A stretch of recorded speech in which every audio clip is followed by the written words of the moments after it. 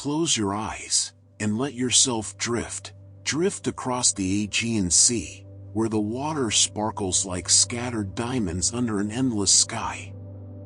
We're going somewhere special tonight, somewhere where the light falls differently, where time moves more slowly, and where the earth itself has shaped something extraordinary. This is Santorini, though that's not what the locals have always called it. The Greeks know this place as Thera, a name that whispers of ancient times and forgotten stories. Fact 1. Official name is Thera, Santorini. Thera, both names carry the weight of centuries, but tonight, as you rest, we'll simply call it home for a little while. Imagine standing on the edge of something vast and beautiful. The island curves around you in a crescent shape, embracing the deep blue waters of a caldera, a word that means cauldron in Spanish, and it's so fitting here. Because Santorini isn't just an island, it's the rim of something much larger, much older. Fact 2. The island is the remnant of a volcanic caldera. You're standing on the edge of a sleeping giant, a volcano that once erupted with such force that it changed the course of history itself. That eruption happened so long ago, around 3,600 years in the past, in approximately 1600 BCE, when bronze gleamed in the Mediterranean sun and great civilizations rose and fell with the seasons. Fact 3. Major volcanic eruption occurred around 1600 BCE. The earth shook, the sky darkened, and when it was over, what remained was this beautiful crescent of cliffs and stone, cradling the sea in its arms. As you float here in your mind, drifting peacefully, notice how Santorini is not alone. It's part of a family, the Cyclades Islands, scattered across the Aegean like a handful of pearls tossed gently onto blue silk. Fact 4. Part of the Cyclades Island group, each island has its own character, its own story, but Santorini is the one that captures hearts. The sun is setting now in your peaceful dream. The light turns golden, then amber, then the softest pink you've ever seen. This is what brings people from all corners of the world, this magical light show that happens every single evening. In the village of Oia, perched high on the northern tip of the island, crowds gather in reverent silence as the sun melts into the horizon. Fact 5. The sunset in Oia is world-renowned and draws visitors globally, but tonight, you have the best seat. You can watch from wherever you are, feeling the warmth on your face, letting the colors wash over you in waves of tranquility. Look down at your feet for a moment. The beaches here aren't like other beaches you've known. The sand isn't golden or white, it's transformed by fire and time. There's Red Beach, where the cliffs glow like embers and the pebbles are rust and crimson. There's Black Beach, where the volcanic sand is dark as midnight, warm beneath your toes from absorbing the Greek sun all day long. Fact 6. Santorini has unique volcanic beaches including Red Beach and Black Beach. These beaches tell the story of the island's birth, born from fire, cooled by the sea, shaped by thousands of years of waves and wind. Now rise up above the beaches, up the winding cliffs, to where the villages cling to the caldera edge like white butterflies resting on stone.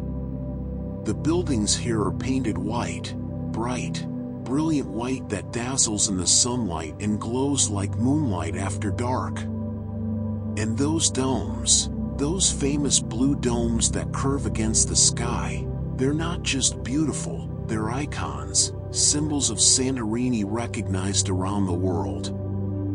Fact 7. The island is famous for its whitewashed buildings with distinctive blue dome churches. Each building is built right into the cliff face, carved from the volcanic stone, terraced one above another like steps for giants. The architecture isn't just for beauty, it's practical, too. The thick white walls keep the interiors cool during the scorching summer days. The buildings face west, toward the caldera, toward those spectacular sunsets, and away from the winds that blow from the east. Every detail has a purpose, refined over generations of living on this volcanic rim. And from these cliffs, if you were to look down into the caldera, you'd see something extraordinary. The water is incredibly deep, over 400 meters in some places. It's a flooded crater, filled in when the sea rushed into the space left by that ancient eruption. Boats cross these waters now, small white vessels that look like toys from your vantage point high above, ferries carrying passengers to the smaller islands in the caldera, or around to different villages. But there's something else that makes Santorini unique, something that grows from the very soil shaped by fire. The volcanic earth here is unlike anywhere else. It's rich with minerals, but it's also harsh, challenging.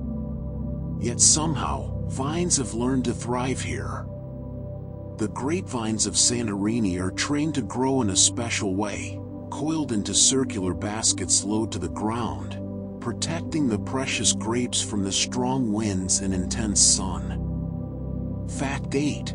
The island produces distinctive wines due to the unique volcanic soil. The wines that come from these vines taste of the island itself, of sunshine and stone, of the sea and the ancient earth. Acertico grapes make a crisp white wine that captures summer in a glass, and the sweet Vinsanto wine, made from sun-dried grapes, has been produced here for centuries, golden and rich as liquid honey. As night deepens and you sink further into rest, let yourself be held by this island, this place where fire and water met to create something beautiful.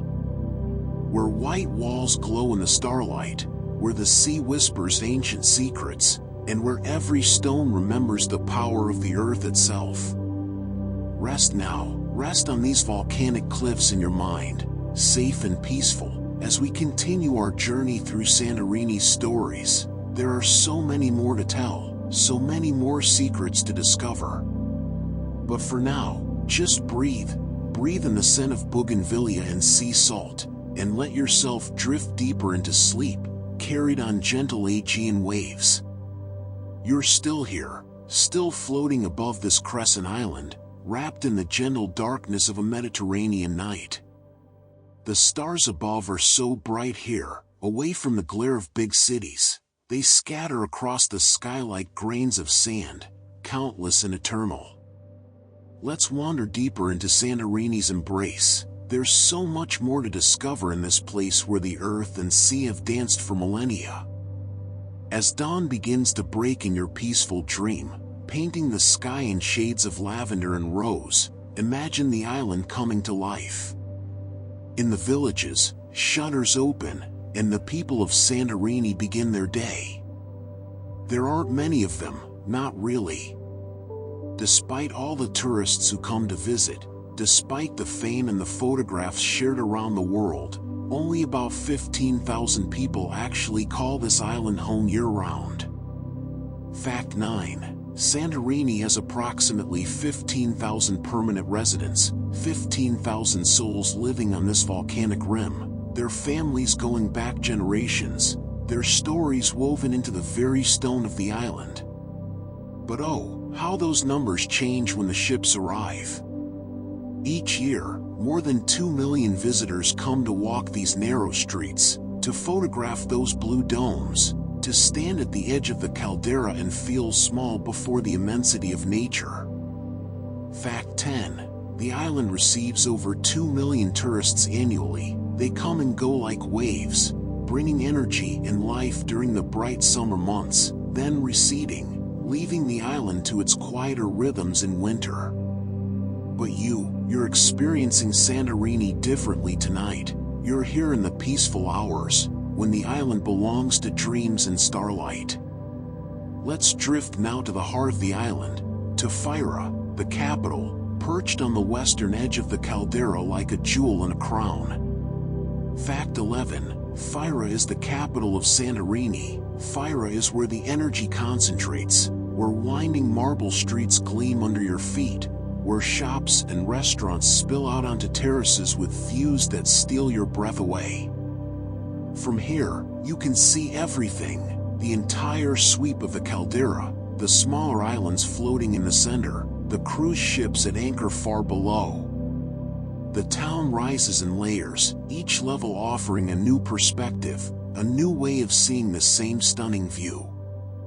But now, let's go deeper, not up into the villages, but down through time itself. On the southern part of the island, near the village of Akrotiri, archaeologists discovered something remarkable. Buried beneath meters of volcanic ash, preserved for 3,600 years, they found an entire ancient city. Fact 12. The ancient city of Akrotiri is a well-preserved Minoan Bronze Age settlement. This wasn't just a few ruins, it was a sophisticated settlement with multi-story buildings, advanced plumbing, stunning frescoes painted on the walls and colors that still glow after millennia. The people who lived there had no warning when the volcano erupted, or perhaps they did, because no bodies have been found. Perhaps they felt the earth trembling and fled to safety, leaving behind their beautiful city to be frozen in time beneath the ash. Walking through Akrotiri today is like stepping into a moment preserved in amber. You can see the storage jars still sitting where they were left, the drainage systems that show remarkable engineering, the wall paintings depicting dolphins leaping through blue waves, and elegant women with elaborate hairstyles. It's often called the Pompeii of the Aegean, and standing in those ancient streets, you can almost hear the echoes of voices from the past, speaking a language lost to time, going about their daily lives in the shadow of the mountain that would one day change everything. Now, let's think about something you might not expect on an island surrounded by water. Despite being embraced by the Aegean on all sides, Santorini has no natural water sources, no rivers, no streams, no springs bubbling up from the ground. Fact 13. Santorini has no natural fresh water sources. The volcanic soil doesn't hold water the way other Earth does. For centuries, people collected rainwater in cisterns, every drop precious, rationed carefully through the long, dry summers. Today, the island relies on desalination plants that turn seawater into fresh water, a modern solution to an ancient problem. It's a reminder that beauty often comes with challenges, and that living in paradise requires adaptation and ingenuity. Let yourself drift down now, down from the high villages toward the old port far below. The cliffs here are steep, rising hundreds of feet from the water's edge, and there's a path, a zigzagging path of steps carved into the rock face. 600 steps. That's how many you'd have to climb to reach the top. Fact 14. There are approximately 600 steps from the old port to Phyra town above. Imagine the burning in your legs, the sun beating down, the endless upward journey. But don't worry, you don't have to make that climb tonight. Just witness it from your peaceful state, watching as others make the journey. For generations, there's been another way to navigate those steps. Donkeys. Sure-footed, patient donkeys who've carried supplies and people up and down those winding paths for decades. Fact 15. Donkeys are traditionally used to transport people up the steep caldera steps. They know every stone, every turn, moving with the steady confidence of creatures who've made this journey countless times. The clip-clop of their hooves on the stone, the jangling of their bells, these sounds are part of Santorini's music, echoing off the cliff walls. In recent years, there's been more attention paid to the welfare of these working animals, and they share the path with another option now. In 1979, something new appeared on the cliff face, a cable car, gliding up and down on silver cables, carrying passengers in glass cabins from the old port to Fira in just a few minutes. Fact 16. A cable car was installed in 1979 to transport visitors from the old port to Fira. From inside those cabins, you rise through the air, the caldera spreading out before you in all its glory, the water far below changing from deep navy to brilliant turquoise, the white buildings growing larger as you ascend. It's like flying, safe and smooth, the modern world making peace with ancient stone. And speaking of those white buildings, those gorgeous structures that cascade down the cliffs, many of them are something special. They're called cave houses or hyposkopha in Greek, and they're not exactly what you might think. They're not just built against the cliff, they're carved into it. Fact 17. Traditional Santorini houses are often cave dwellings carved into the volcanic rock, rooms tunneled back into the soft volcanic stone, with only the facade showing white against the sky. Inside, the temperature stays naturally cool, insulated by meters of earth and rock. These aren't crude caves, they're elegant spaces with arched ceilings, smooth plastered walls, and that perfect, constant temperature that makes them comfortable year-round. Living inside the cliff itself, protected, embraced by the island.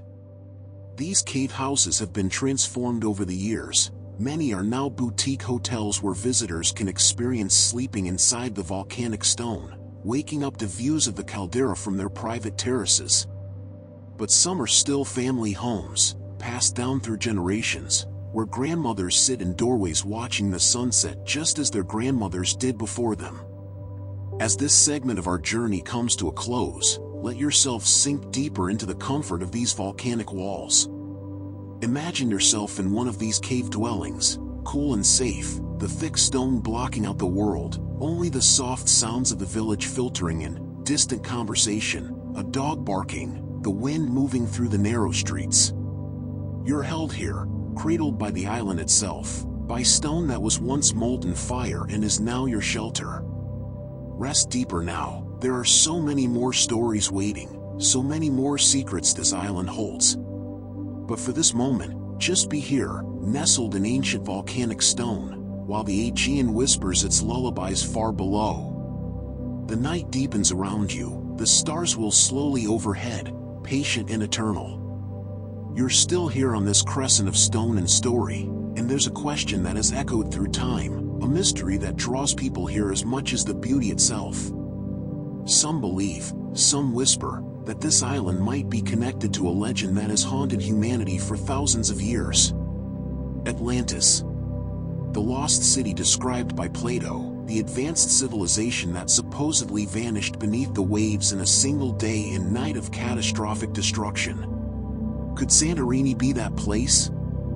Fact 18. Santorini is considered by many scholars to be a possible inspiration for Plato's Atlantis. The timeline matches. The Minoan eruption around 1600 BCE was devastating enough to destroy an entire civilization. The advanced settlement at Akrotiri, with its sophisticated art and engineering, buried in a single cataclysmic event. The legend speaks of a circular island with rings of water, and here is Santorini, curved around its flooded caldera. Whether it's truly Atlantis or not, no one can say for certain, but standing here in the quiet darkness, it's easy to imagine that you're resting on ground that might have inspired one of history's greatest mysteries.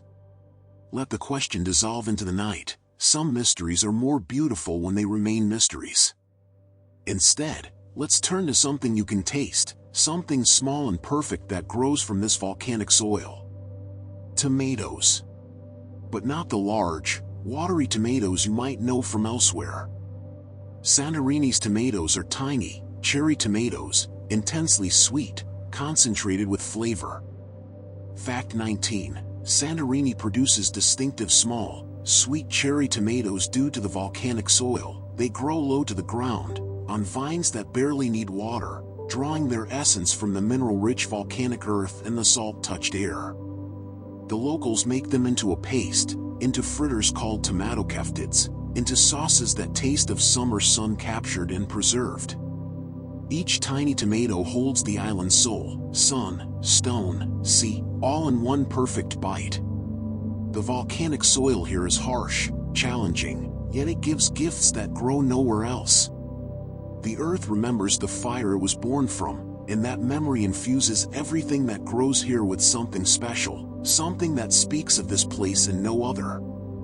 Now, look around you as dawn light begins to paint the sky again in your endless peaceful dream.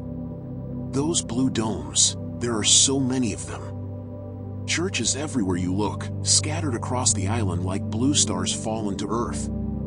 Over 250 churches and chapels.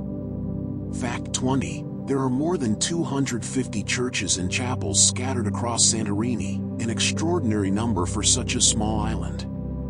Some are grand and famous, photographed by millions. Others are tiny, private family chapels barely large enough for a handful of people, built by families fulfilling vows, giving thanks, or honoring loved ones.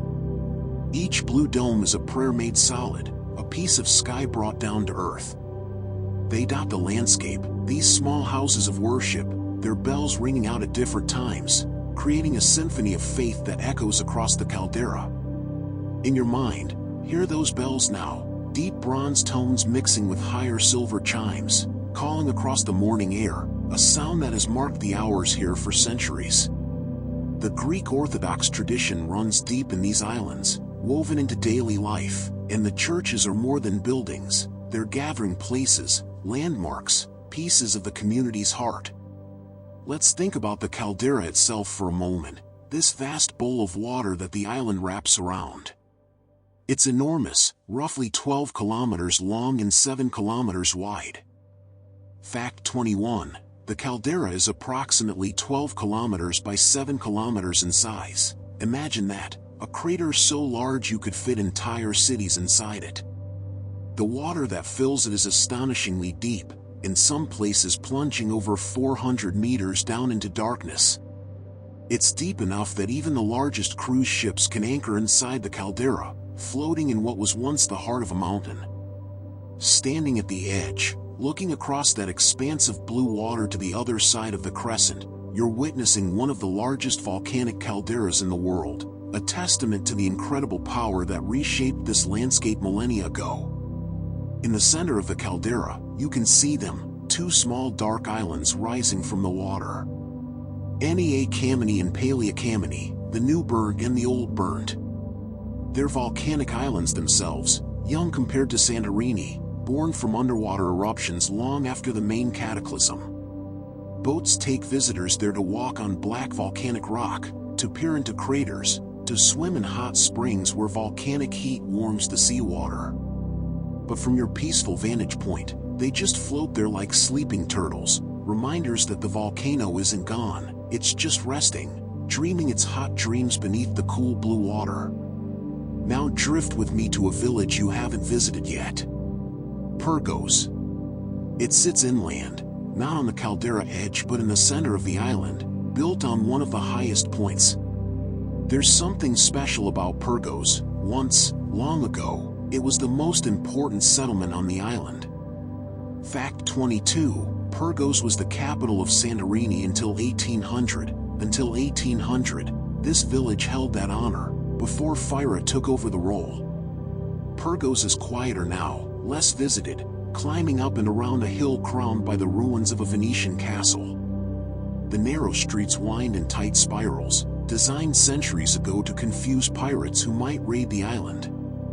Houses press close together, sharing walls, creating a labyrinth of whitewashed passages and sudden openings where the view spreads out before you, the whole island visible from this high vantage point, the sea on all sides, reminding you that you're on a piece of earth surrounded by water, held between sky and sea. In Pyrgos, time moves differently. You can still feel its former importance in the elegant doorways, the old churches, the sense of history layered into every stone. It's a place where you might encounter local life more readily, grandmothers in black dresses, cats sleeping in pools of sunshine, the smell of something delicious cooking behind closed doors. Let's return now to those grapevines we touched on earlier, those circular baskets of vines trained low to the ground.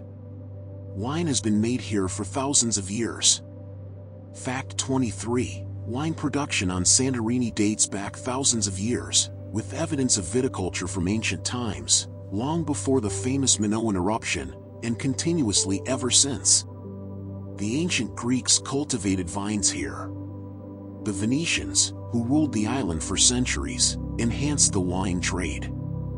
Through all the changes of history, through occupations and upheavals, the vines remained, adapting, surviving, producing. The wine from Santorini was famous in medieval times, shipped across the Mediterranean, treasured for its unique character. What makes these wines survive when vines elsewhere have fallen to disease? The answer lies in that volcanic soil again. There's a pest called phylloxera that devastated vineyards across Europe in the 19th century, destroying countless vines, changing the wine world forever. But it never reached Santorini. Fact 24. The volcanic soil protects Santorini's vines from phylloxera, a pest that devastated European vineyards. The volcanic pumice soil, poor in organic matter, inhospitable to the pest, created a natural barrier. The vines here are ungrafted, some of them centuries old, their roots going deep into volcanic soil that their ancestors first touched thousands of years ago. They're survivors, like the island itself, turning hardship into something beautiful. Walk with me in your imagination through a vineyard now. The vines are just above your ankles, coiled in their protective baskets. The grapes hide inside, shielded from wind and sun. The soil crunches under your feet, dark and crumbly, more like ash than earth. In the distance, you can see the sea, impossibly blue. The sun is warm on your shoulders. A breeze carries the scent of herbs, thyme and oregano growing wild on the hillsides. This is the reality of Santorini's wine, beauty and harshness combined, resulting in something you can taste, something that captures the island in liquid form.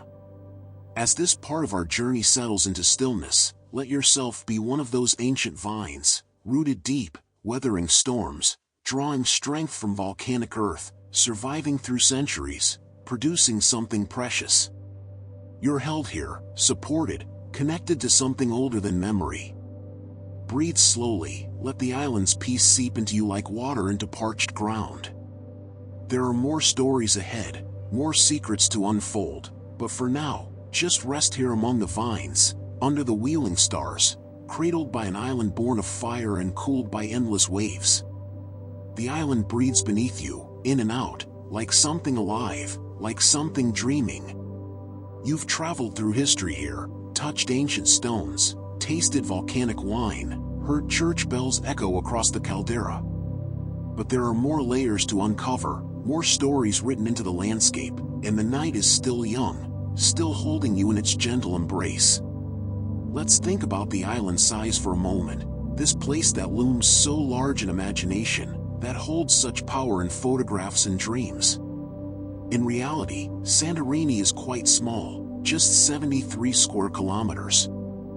Fact 25. Santorini's total area is approximately 73 square kilometers. That's about 28 square miles, small enough that you could drive from one end to the other in less than an hour, walk across in a day if you had the energy and inclination. Yet within this small space, so much is contained, so many villages, vineyards, beaches, ancient ruins, so many lives lived across so many centuries. It's proof that size doesn't determine significance, that a small island can hold enormous beauty, enormous history, enormous meaning.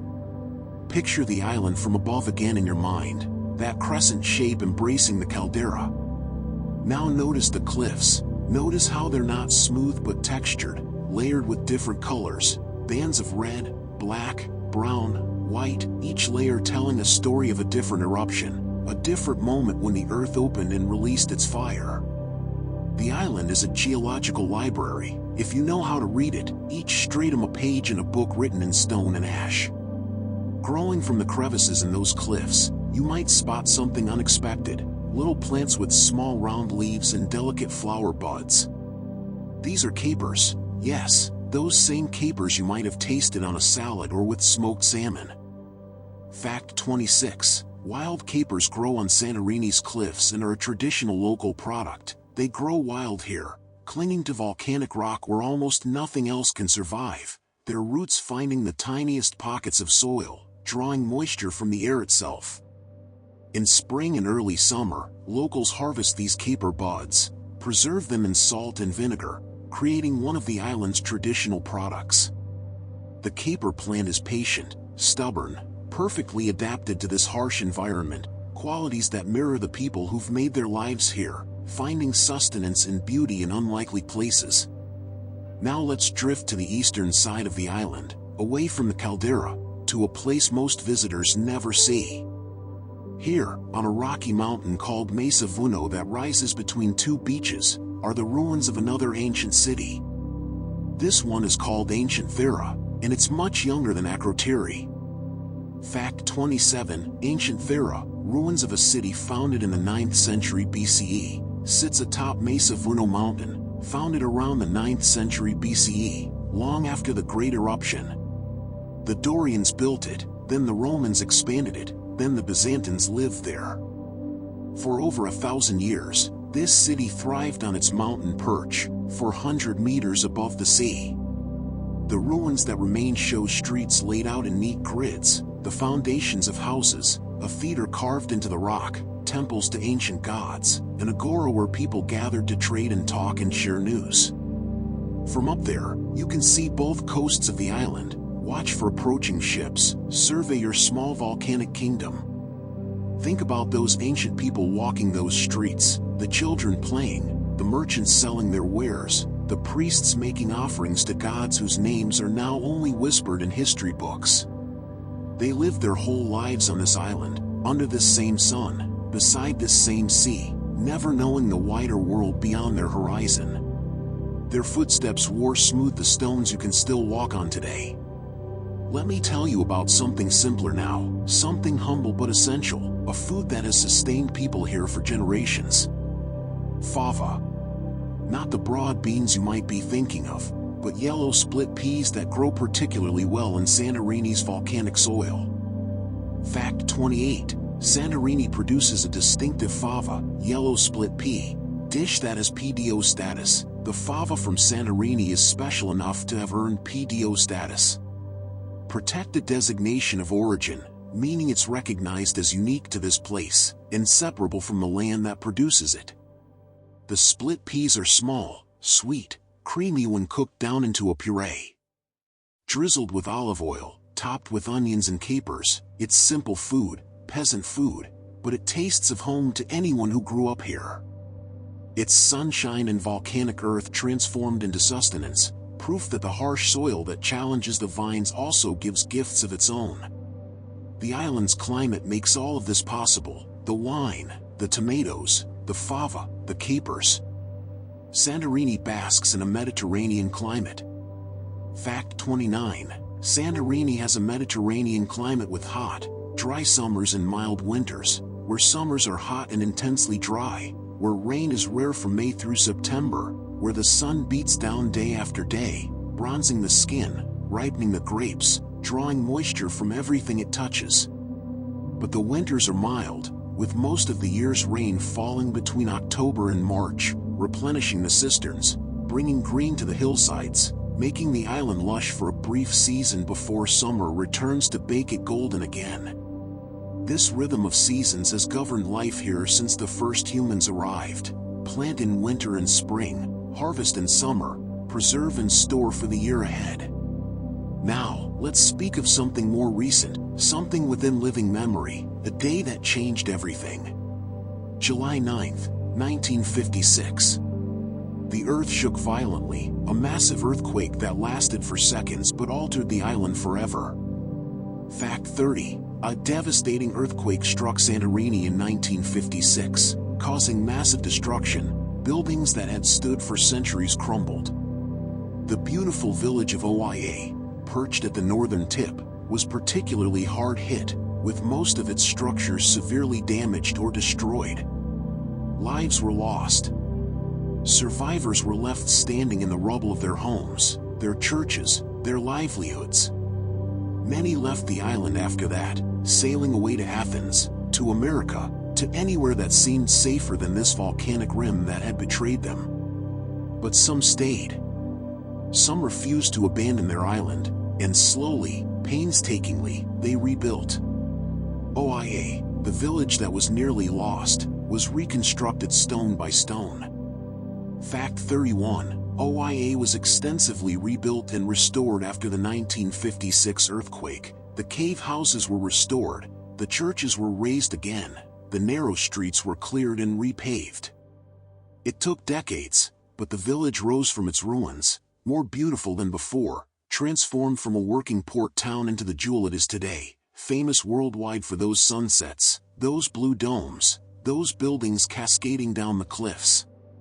The earthquake is not forgotten, it's part of the island's story, a reminder that beauty often comes with danger, that living on a volcano means accepting risk, that resilience is as much a part of this place as the stone and sea. There's something poetic in that rebuilding. The island itself was born from destruction, from the cataclysmic eruption that tore apart whatever existed before. And now, in our own time, after a smaller catastrophe, the people here echoed that story. They took destruction and created beauty from it again. As you rest here in your peaceful dream, think about that cycle: destruction and creation, endings and beginnings, death and rebirth. It's the rhythm of Santorini, the heartbeat of this volcanic island. The earth breaks open, and beauty pours out. Buildings fall, and they're built again, stronger, more lovely. The sun sets in glorious color, and you know it will rise again tomorrow, painting the sky with new light. Let yourself be part of that cycle now. Let go of what needs to fall away, rest in the peaceful darkness, and know that morning will come, bringing renewal, bringing light. The island holds you, just as it has held generations before you, through earthquakes and eruptions, through change and challenge, always enduring, always beautiful. Breathe in the night air, salt and stone, herbs and sea. Breathe out tension, worry, the day's weight. The Aegean whispers far below, eternal and patient, and you're safe here in this suspended moment, floating in story and starlight. You're drifting deeper now, deeper into the island's embrace, deeper into the layers of time that make this place what it is. The stars above have wheeled through another arc, and the moon, if it's visible in your dream, casts silver light across the caldera waters, turning them to liquid mercury, smooth and shimmering. Let's return for a moment to something we touched on at the very beginning: the name. You remember that the island is officially called Thera, but where does Santorini come from? The answer lies in the history of occupation, of empires that rose and fell across these waters. In the 13th century, the Venetians arrived, those master traders and seafarers who controlled much of the Mediterranean. Fact 32. The name Santorini comes from the Venetian Santa Irene, meaning Saint Irene. They found a church here dedicated to Saint Irene, and they began calling the island Santa Irene in their Italian tongue. Saint Irene's Island.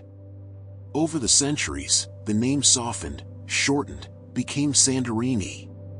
The Venetians ruled here for hundreds of years, leaving their mark in castle ruins, in the architecture of certain buildings, in winemaking traditions, and in this name that the world now knows so well. So when you say Santorini, you're speaking an echo of medieval Italian, a ghost of Venetian power, a name that stuck long after the empire crumbled. The Venetians weren't the first outsiders to claim this island, and they wouldn't be the last. Santorini has been conquered and occupied many times across the millennia: ancient Minoans, Dorians, Romans, Byzantines, Venetians, Ottomans. Fact 33. Santorini has been ruled by multiple civilizations including Minoans, Romans, Byzantines, Venetians, and Ottomans, each leaving their fingerprints on the culture, the architecture, the cuisine, the language. The island is a palimpsest, layers of history written over each other but never quite erased. In the food, you can taste influences from all these cultures: the use of tomatoes and eggplants from the Ottoman period, the winemaking techniques from the Venetians, the olive oil and honey from ancient Greek traditions. In the churches, You see Byzantine frescoes, Venetian bell towers, Orthodox rituals.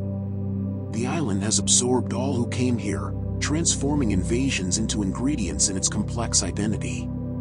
Now, imagine you're standing at the edge of the caldera in the warm afternoon light, and you see something extraordinary, a massive white ship, tall as a building, gliding slowly into the caldera. Cruise ships. They're part of modern Santorini's reality, bringing thousands of visitors who have only a few hours to experience the island. Fact 34. Large cruise ships anchor directly in the caldera due to its depth. Because the caldera is so deep, these enormous vessels can sail right into the heart of it and drop anchor, floating in what was once the molten core of a volcano. It's surreal, this juxtaposition, ancient geological forces and modern engineering, the primal and the contemporary existing in the same space. The ships dwarf everything, making even the cliffs seem small for a moment.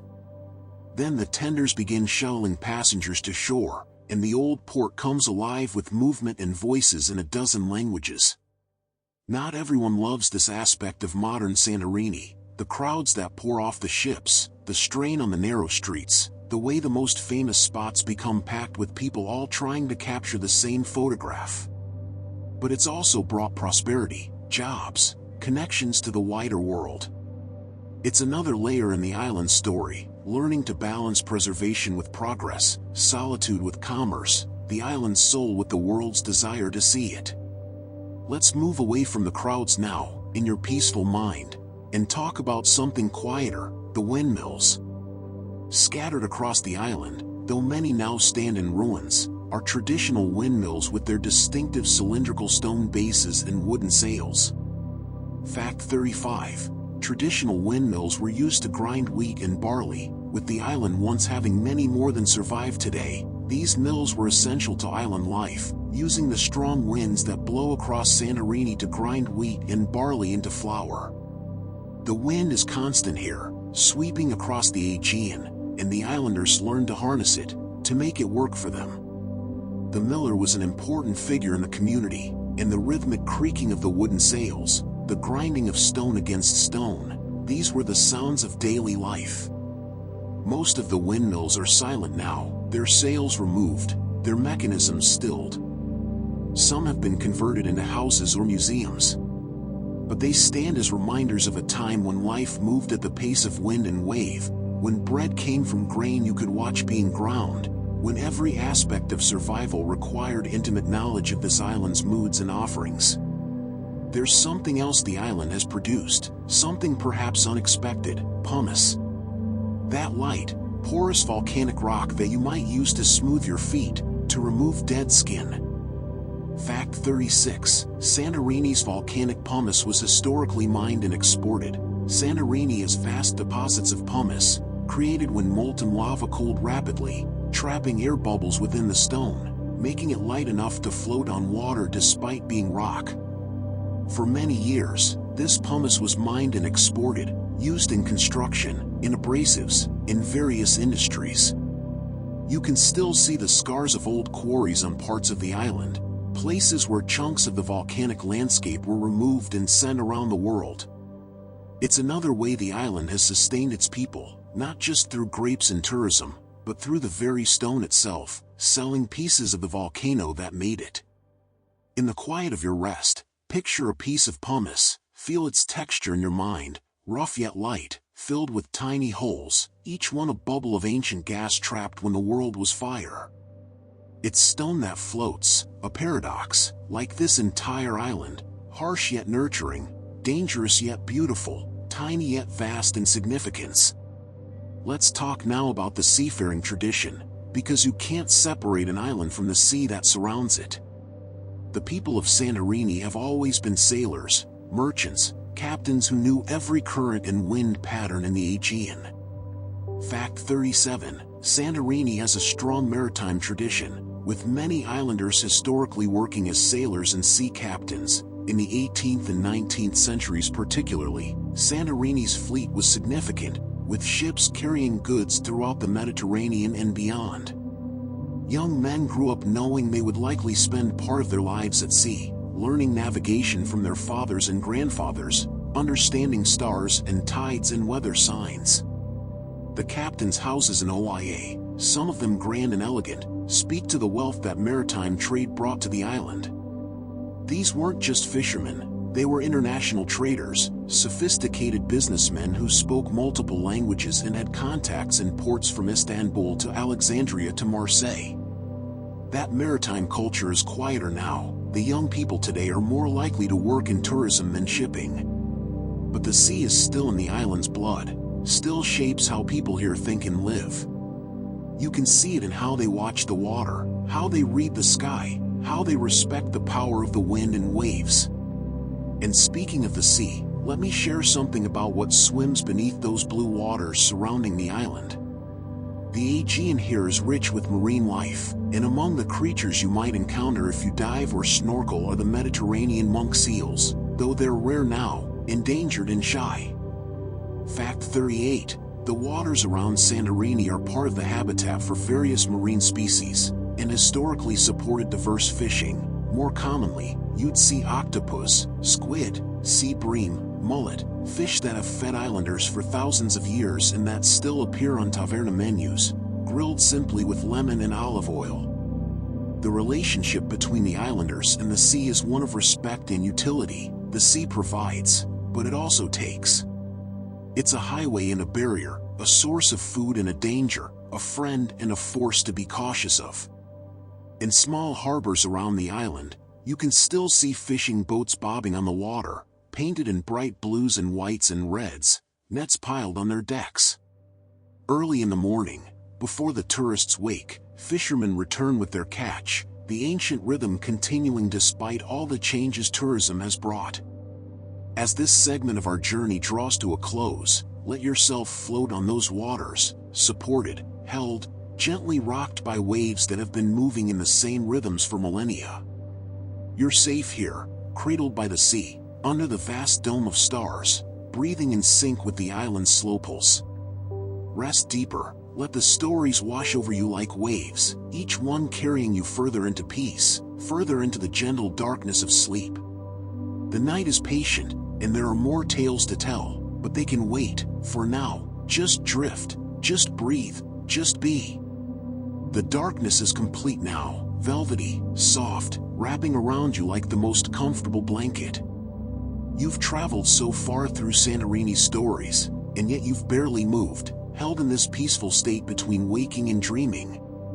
The island continues to reveal itself, layer by layer, secret by secret. Listen, do you hear that sound in the distance? A low rumble, growing louder, then fading away. It's an airplane, approaching or departing from the small airport on the eastern side of the island. Fact 39. Santorini has its own airport, Santorini National Airport, which connects the island to Athens and international destinations. The airport is modest, nothing grand, just a single runway carved into the flatter terrain away from the caldera. But it's a lifeline, connecting this small volcanic rock to Athens, to European cities, to the wider world. Planes land and take off throughout the day during tourist season, each one bringing people who've dreamed of seeing this place, or carrying away those whose dreams have been fulfilled. The airport is practical, utilitarian, not particularly beautiful, but there's something poignant about watching planes descend toward this ancient island, modern metal birds coming to rest on volcanic stone. Now feel the wind pick up around you, it's strengthening, pressing against your skin, carrying the scent of the sea. This is the Maritime, the strong northern wind that dominates the Aegean during summer months. Fact 40. The Maritime, strong northern winds, blow through the Aegean including Santorini during summer months. From July through September, the Maritime arrives almost daily, starting in the early afternoon and blowing until evening, sometimes with surprising force. It keeps the temperatures bearable even in the height of summer, this gift from the north, but it also shapes life on the island. Laundry has to be secured carefully or it'll blow away. Boat schedules can be affected. The windmills once spun furiously when the Maritime blew. Even the way the grapevines are trained, coiled low to the ground, is partly a response to this persistent wind. The locals know the Maltini's moods, can feel when it's building, know to secure things before it arrives. It's as much a part of summer here as the sun and the sea. Let's wander now to a village that doesn't get as much attention as Fyra or Oia, but holds its own quiet magic. Akrotiri, the name means large village, and it sits in the center of the island, away from the caldera edge. Fact 41. Akrotiri is a traditional village known for preserving authentic Cycladic architecture and local character. This is where you can see how Santorini looked before tourism transformed it. White houses with colorful doors, blue, green, turquoise, line narrow streets. Church bells mark the hours. Old women sit in doorways, hands busy with needlework or preparing vegetables. There are wine caves here, mansions that belong to wealthy families, small squares where locals gather to talk. Akrotiri has kept its soul intact, maintained its identity as a living village rather than becoming a museum for tourists. Children still play in the streets. Cats drowse in the shade. Life continues at its own pace, the old rhythms persisting despite the changes swirling around the coast. In Akrotiri and villages like it, you'll find something essential to Greek life, the bakery. Walk down a street in the early morning and you'll smell it before you see it, fresh bread baking, the yeast and warmth creating an aroma that makes your mouth water. Fact 42. Traditional bakeries on the island produce local bread varieties, with many families still buying fresh bread daily. Greek bread is different from what you might know, crusty on the outside, soft within, perfect for mopping up olive oil or tomato sauce. The bakers start work before dawn, their ovens glowing in the darkness, and by the time the village wakes, the bread is ready. Families send children to collect the daily loaf, still warm, and the simple act of breaking bread together at the table connects the present to countless generations past. The bakeries also make kaluri, those sesame-covered bread rings, and during festivals, special sweet breads flavored with mastiha or malapai, spices that taste of tradition and celebration. Speaking of celebration, imagine you're here during the most important moment in the Greek Orthodox calendar. Easter. Not the Easter of chocolate bunnies and pastel colors, but Greek Easter, which follows a different calendar and erupts with profound religious devotion and joyous celebration. Fact 43. Greek Orthodox Easter is the most important religious celebration on the island, marked by special services, traditions, and feasting. Holy Week is solemn, with church services every evening, the story of the Passion unfolding in ancient rituals. Good Friday is a day of mourning, with epitafios processions carrying flower-decorated biers through the streets. Then, Saturday night at midnight, everything changes. Christos Anesti. Christ has risen. And suddenly fireworks explode, church bells ring madly, everyone lights candles from the priest's flame, passing the holy fire from person to person, and the darkness is pushed back by thousands of small flames. Then comes the feast, lamb roasting on spits, majoritza soup made from offal and herbs, eggs dyed deep red and cracked in competition, wine flowing freely. Easter in Greece is about resurrection in the most literal sense, from solemnity to explosion of joy, from fasting to feasting, from darkness to light. Now let the seasons turn in your mind. Summer fades, autumn arrives, and with it comes a profound change. The cruise ships stop coming. The tourists thin out, then disappear almost entirely. By November, Santorini transforms.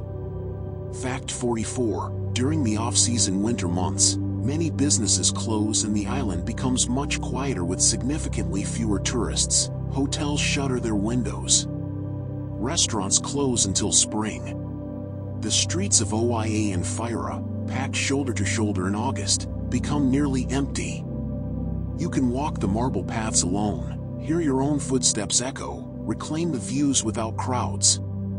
This is when the island returns to its residents, when life contracts to its essential core.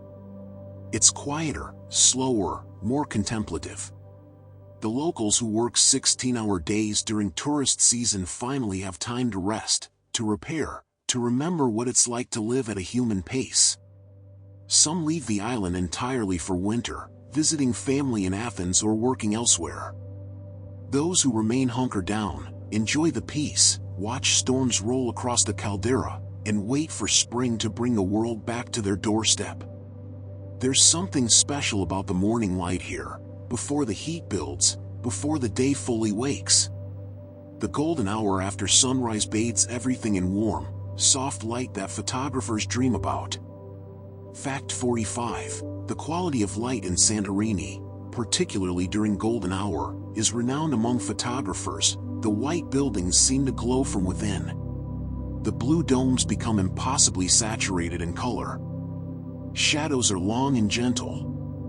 The caldera water reflects the sky like polished glass.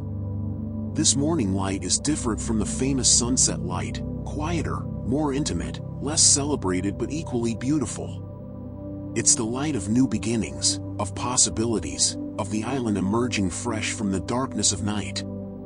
If you wake early here, if you can pull yourself from your bed before the world stirs, you can have these moments to yourself, walking through streets that will later be crowded, watching the light paint stories on stone walls, feeling like you've discovered a secret that only the early risers know.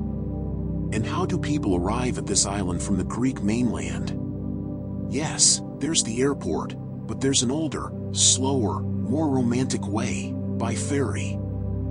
Fact 46. Santorini is connected to Athens' port of Piraeus and other Cycladic islands by regular ferry services. From Piraeus, the port of Athens, ferries make the journey through the Aegean, taking anywhere from 5 hours on the fast catamarans to 8 or 9 hours on the slower conventional ferries.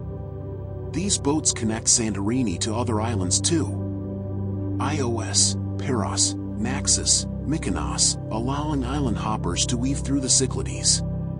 There's something wonderful about arriving by sea, watching Santorini emerge on the horizon, those distinctive cliffs rising from the water, feeling the anticipation build as the ferry approaches. You sail right into the caldera, seeing the villages clinging to the cliff face, understanding the geography in a way you can't from the air. The ferry is how locals travel too, how supplies are brought to the island, how life connects to life across this island's scattered sea. Standing on the deck of a ferry in your imagination, feel the spray of seawater on your face, taste the salt on your lips, watch the wake trail behind in white foam. The engine thrums beneath your feet, steady and hypnotic. Seagulls will overhead, hoping for scraps. Other islands pass in the distance, each one a story you could explore but won't today. You're going to Santorini, only Santorini, and that's enough, more than enough. The journey is part of the experience, teaching patience, adjusting your rhythm from the frantic pace of modern life to the slower pulse of island time. As you drift deeper into rest now, let yourself be on that ferry, rocking gently on Aegean swells, neither here nor there but in between, suspended in the journey. The island ahead, waiting. The island behind, fading. And you in this perfect moment of transition, this liminal space where anything seems possible and peace comes easy. Breathe with the rhythm of the waves, in and out, rising and falling, carried safely toward your destination. There's no hurry here, no rush. The island will wait. The stories will wait. For now, just float on these gentle waters, held by the sea's ancient embrace. You're deeper in the dream now, so deep that the boundary between sleeping and waking has dissolved completely. The island holds you in its ancient arms, and there's nowhere else you need to be, nothing else you need to do but rest here, listening to stories carried on the night wind. Let's step inside for a moment, inside a quiet building in Phira where treasures from the past are kept safe behind glass. This is the Museum of Prehistoric Phira, where the most precious finds from ancient Akrotiri are displayed. Fact 47. The Museum of Prehistoric Phira in Phira houses remarkable frescoes and artifacts from the Akrotiri excavations, those frescoes we spoke of earlier, the dolphins leaping through painted waves, the elegant women with their elaborate hairstyles and jewelry, The blue monkeys, the antelopes, the ships, they're here, carefully preserved, their colors still vibrant after being buried for nearly 4,000 years. Walking through this museum is like stepping into someone's home from the distant past. You can see their dishes, their storage jars, their furniture, their art.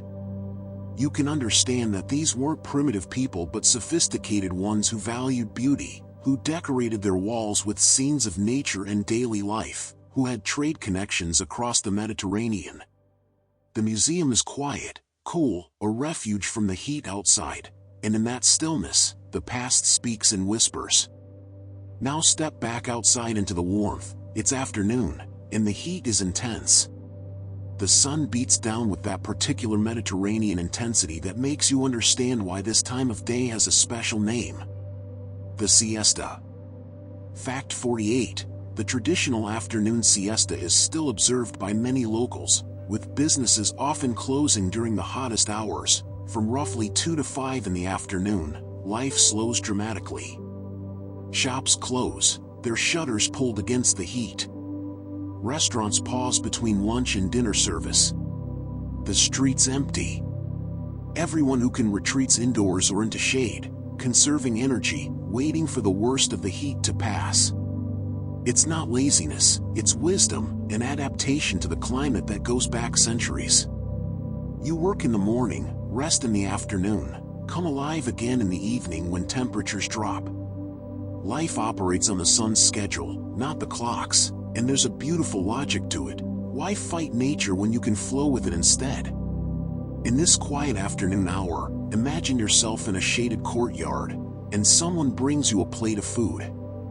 On it are slices of something unexpected, white eggplants.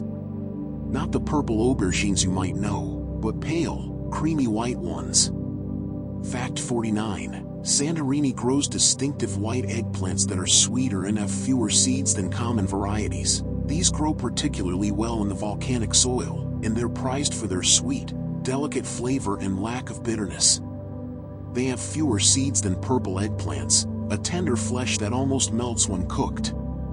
Locals prepare them in simple ways that let their natural sweetness shine, fried in olive oil, made into a dip similar to melanzano salata, grilled with herbs. Like the cherry tomatoes and the fava, these white eggplants taste specifically of this place, shaped by the earth that produced them, distinct from the same vegetable grown elsewhere.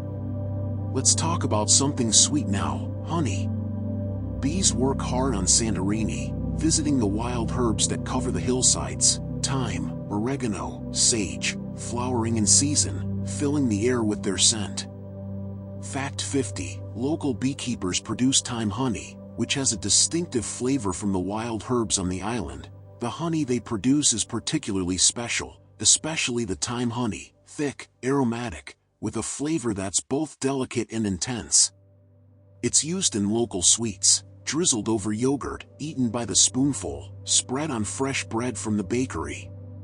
The bees are working with material no other bees have access to, volcanic minerals in the soil affecting the plants, the specific microclimate, the salt in the air, all creating a honey that could only come from here.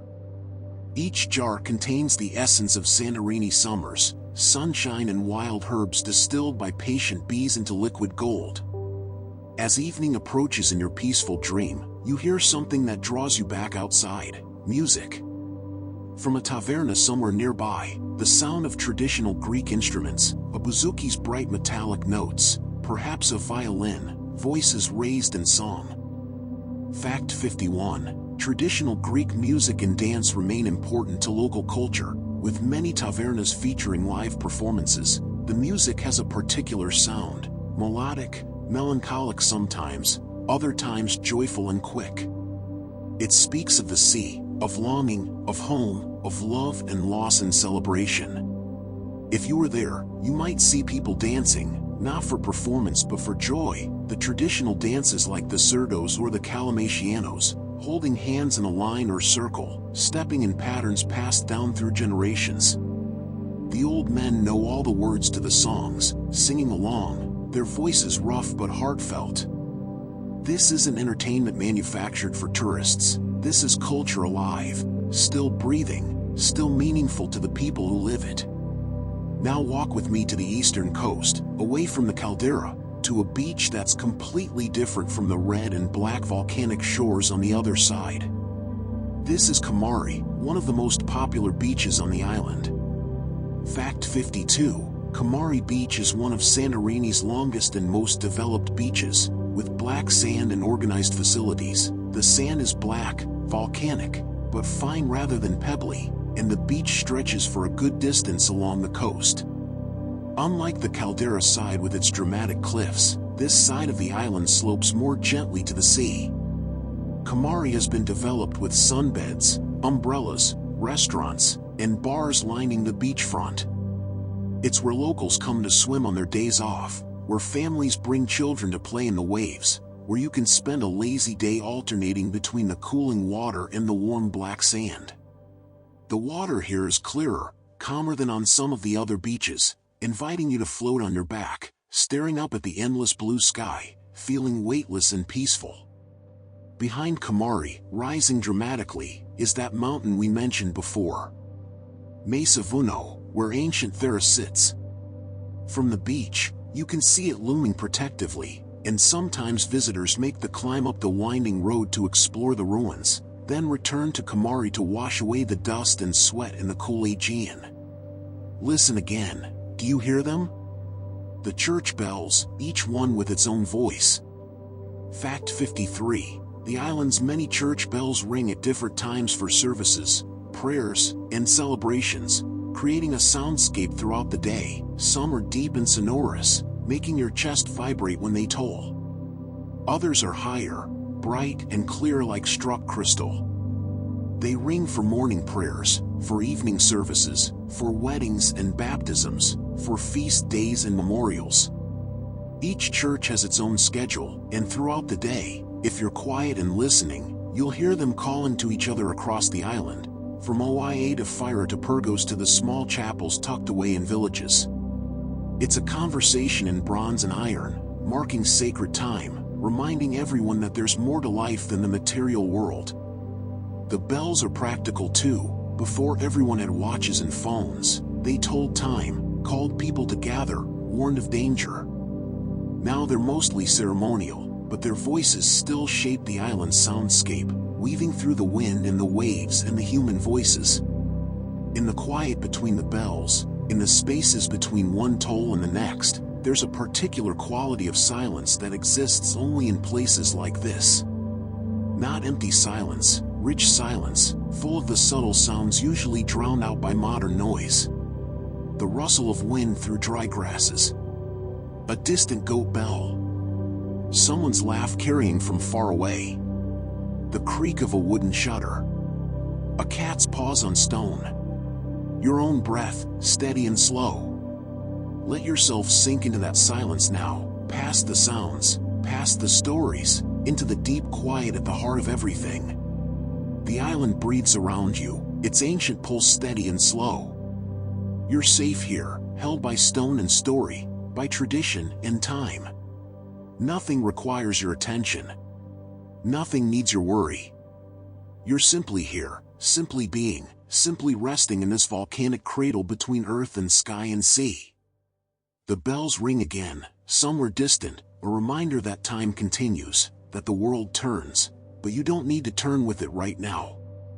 You can stay here, floating in this peaceful moment, held in the island's gentle embrace. Let your breath sink with the rhythm of the waves, far below, in and out, eternal and patient. Feel the weight of your body fully supported, every muscle releasing its tension, every thought dissolving like mist in morning sun. You're exactly where you need to be. Rest now, deep rest, the kind that restores and renews. The island watches over you, and there are more stories waiting when you're ready, but for this moment, just surrender to the darkness, to the peace, to the ancient comfort of earth and stone. The night is endless here, or perhaps time has simply stopped, held in suspension while you rest in this dreaming state. The island continues to unfold its secrets, gentle and patient, asking nothing of you but your presence in this moment. Imagine now a different scene, a couple standing at the edge of the caldera, dressed in their finest clothes. She's in white, he's in a crisp suit, and behind them, the sun is setting in impossible colors. There's a photographer, perhaps a small gathering of family and friends, and they're exchanging vows with the most dramatic backdrop imaginable. Fact 54. Santorini is one of the world's most popular wedding and honeymoon destinations. Thousands of couples come here each year to marry, to honeymoon, to celebrate love in a place that seems designed for romance. The combination of stunning beauty, intimate settings, and that extraordinary light makes Santorini a natural choice for life's most important moments. Wedding planners on the island specialize in creating ceremonies on private terraces, in tiny chapels with blue domes, on boat decks floating in the caldera. The island has witnessed countless vows, countless first kisses as married couples, countless toasts to forever made against the backdrop of volcanic cliffs and endless sea. Love and Santorini have become intertwined in the world's imagination, and the island accepts this role gracefully, offering itself as a stage for romance and commitment. Let's walk now to the southern tip of the island, where land finally gives way completely to sea. Here, perched on a rocky promontory, stands a lighthouse, not ancient, built in 1892, but a sentinel nonetheless. Fact 55. The Akrotiri Lighthouse, built in 1892, stands at the southwestern tip of the island. The Akrotiri Lighthouse is one of the oldest in Greece, its white cylindrical tower rising against the sky, its light sweeping across the dark waters at night, warning ships away from the rocks, guiding them safely past. During the day, it's a destination for those seeking views away from the crowds. You can see the caldera from a different angle here, watch the sunset from the southern perspective, feel the wind with nothing to block it, stand at the very edge of the island looking out toward Crete in the far distance. The lighthouse is simple, functional, beautiful in its utility, exactly what it needs to be and nothing more. Now board a small boat in your mind. We're going on a short journey to those dark islands in the center of the caldera. As you approach Paleokameni, you notice something strange. The water changes color near the shore, taking on a rusty orange tint. The boat stops, and you're invited to swim. Fact 56. Warm sulfurous springs near Paleokameni in the caldera allow visitors to swim in naturally heated waters. The water here is noticeably warmer than the surrounding sea, heated by volcanic activity still happening deep below. It's cloudy with sulfur, which turns the rocks orange and red, giving the springs their distinctive appearance. The locals say the sulfurous water is good for the skin, therapeutic, healing. Whether that's true or not, there's something primal about swimming in these waters. You're literally bathing in the volcano's warmth, feeling the Earth's heat rising from below, reminded that the mountain isn't dead, just sleeping. The water has a distinctive smell, sulfur, like struck matches, and it's slippery against your skin. All around you, the caldera walls rise, and you're floating in the heart of what was once a mountain's molten core. As you dry off and return to shore, imagine it's August 15th. The Feast of the Assumption, one of the most important dates in the Greek Orthodox calendar.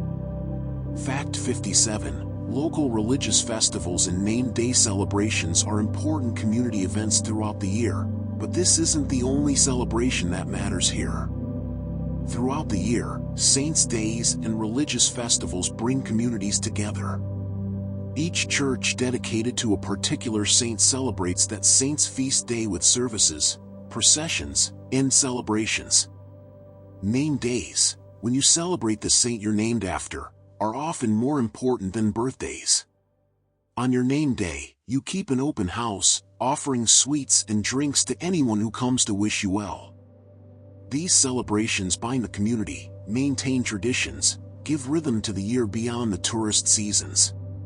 In village squares, tables are set up, food is shared, music plays, and everyone, locals and lucky visitors alike, are welcome to join the celebration.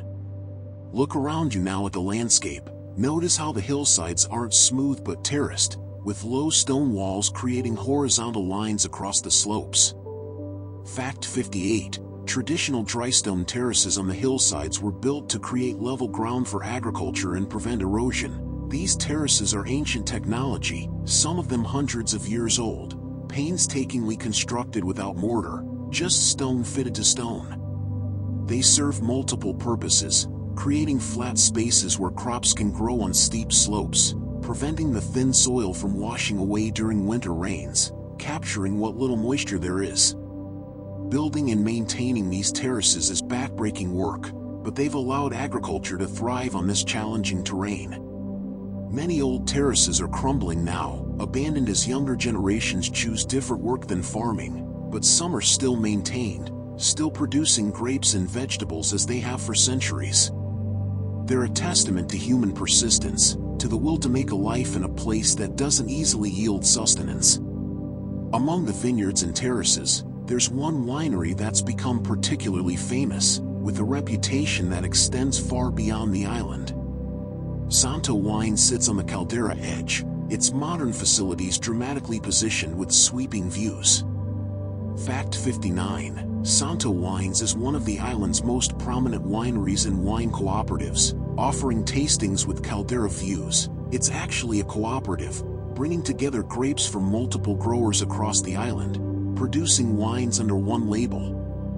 You can visit for tastings, sampling the crisp Acertico, the sweet Vin Santo, the unique Nictory wine that's traditionally made at night when temperatures are cooler.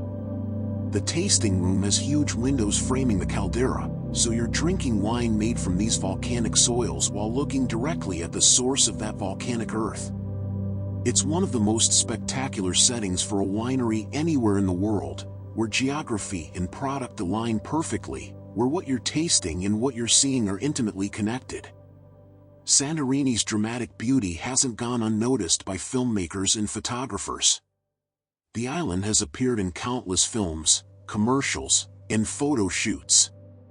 Fact 60. Santorini has been featured as a filming location for numerous movies, commercials, and photo shoots. Directors are drawn to those iconic white and blue buildings, the dramatic caldera backdrop, the extraordinary light.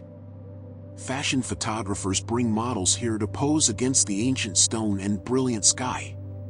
The island has a cinematic quality naturally. Every view seems composed, perfect, ready for its close-up. This has brought another kind of visitor, location scouts, film crews, models and photographers, all seeking to capture some of Santorini's magic and transport it to screens and pages around the world. The island is generous with its beauty, allowing itself to be photographed endlessly, each image carrying a piece of its essence to people who may never visit in person. Now let's zoom out for a moment, pull back until you can see the whole Aegean Sea, and locate Santorini in context. The island sits roughly 200 kilometers southeast of Athens. Fact 61. Santorini is located approximately 200 kilometers, 120 miles, southeast of mainland Greece, 200 kilometers, close enough to be accessible, far enough to feel remote. In ancient times, this distance was significant, a journey of days by sailing ship, dependent on winds and weather, not undertaken lightly. Now, planes cross it in 40 minutes, fast ferries in a few hours. But that distance still matters. It creates separation, maintains the island's distinct identity, keeps it from being merely an extension of the mainland. Santorini is part of Greece but also apart from it, connected but independent, Greek but uniquely itself. In your mind's eye, see that distance, the blue water stretching between the mainland and this small volcanic arc, the Aegean scattered with other islands, each one a world unto itself. Santorini is one pearl in a necklace of islands, each beautiful, each different, but this one captures something special, some combination of geology and history and light that makes it unforgettable. As this segment draws to a close, let yourself feel that distance from the everyday world. You're 200 kilometers from everything familiar, floating on volcanic stone in the middle of the Aegean, held by water and wind and starlight. All your responsibilities are 200 kilometers away. All your worries are on another shore. Here, there's only this moment, this breath, this perfect suspension between earth and sky.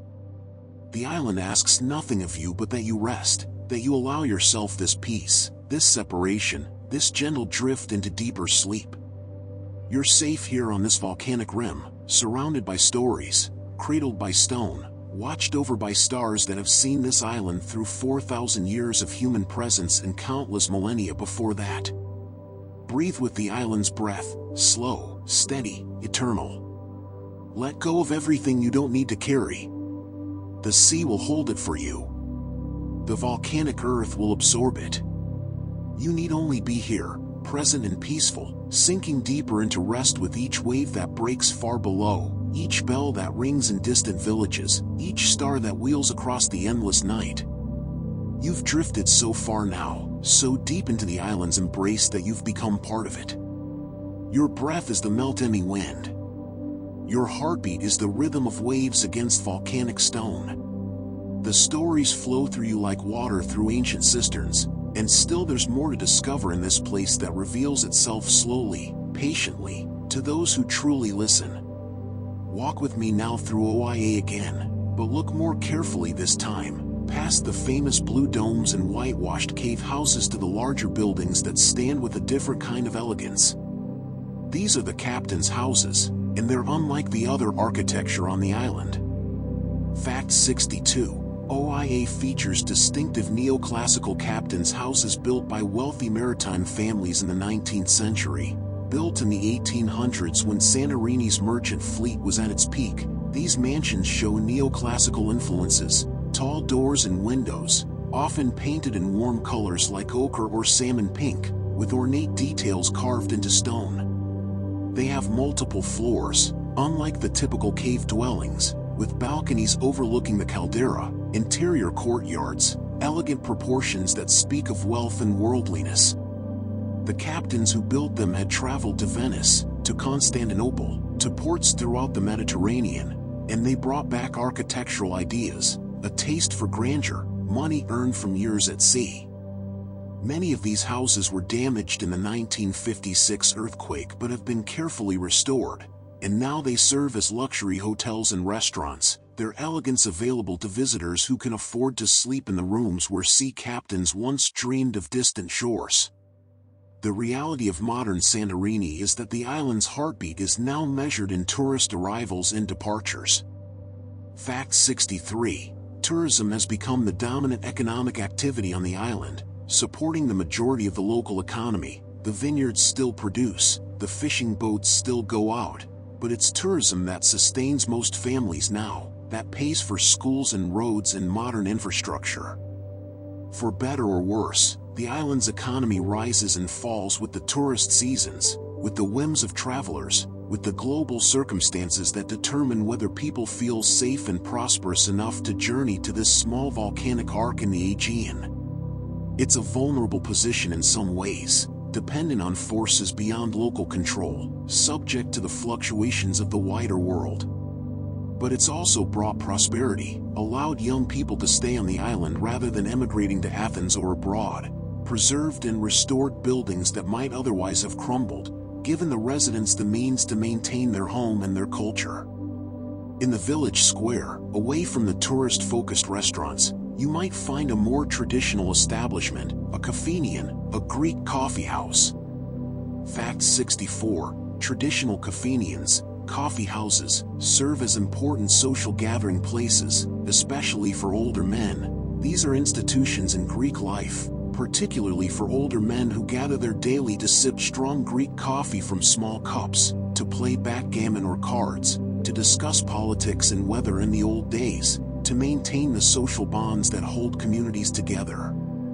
The kafenian is simple, a few tables, chairs that have held countless bodies over the years, perhaps a television showing news or football, definitely a proud owner who knows everyone's preferences and family history. Greek coffee is made in a briki, a small pot, boiled with sugar if desired, served with foam on top and grounds at the bottom. You sip it slowly, letting the grounds settle, never drinking the last bitter sip. Time moves differently in a kafenian, measured not in hours but in conversations, not in productivity but in presence. These places are becoming rarer as the younger generation adopts different habits, but they persist, anchors of traditional life in a rapidly changing world. Now descend with me into coolness and shadow, down stone steps into a canava, a traditional wine cellar carved deep into the volcanic rock. Fact 65. Traditional canaves are vaulted wine cellars carved into the volcanic rock, maintaining constant cool temperatures. These cellars are architectural marvels of simplicity, arched ceilings following the natural strength of stone, tunneling back into the cliff, sometimes connecting multiple chambers. The volcanic rock provides perfect insulation, maintaining a constant cool temperature year-round, ideal for storing wine. No electricity needed, no modern climate control, just the earth itself, thick and protective, doing what it's always done. Barrels line the walls, bottles sleep in racks, and the air smells of oak and aging wine, damp stone and time. Many old canaves have been converted into restaurants or wine-tasting rooms, their natural ambience adding to the experience, their cool refuge welcome after the bright heat outside. But some still serve their original purpose, holding the new vintage as it slowly transforms, patient and dark, into something worth waiting for. Let's travel to the southeastern coast now, to another black sand beach that stretches even longer than Kamari. This is Parisa, separated from Kamari by that same Mesa Vuno mountain. Fact 66. Parisa Beach is one of the longest beaches on the island, with black sand and a backdrop of dramatic cliffs. The sand here is fine and dark, and the beach extends for several kilometers, backed by tamarisk trees that provide patches of natural shade. Parisa has a more relaxed vibe than some other parts of the island. Beach bars with chilled music, water sports if you want them, or simply the option to spread your towel on the volcanic sand and spend hours doing nothing but swimming and sunbathing.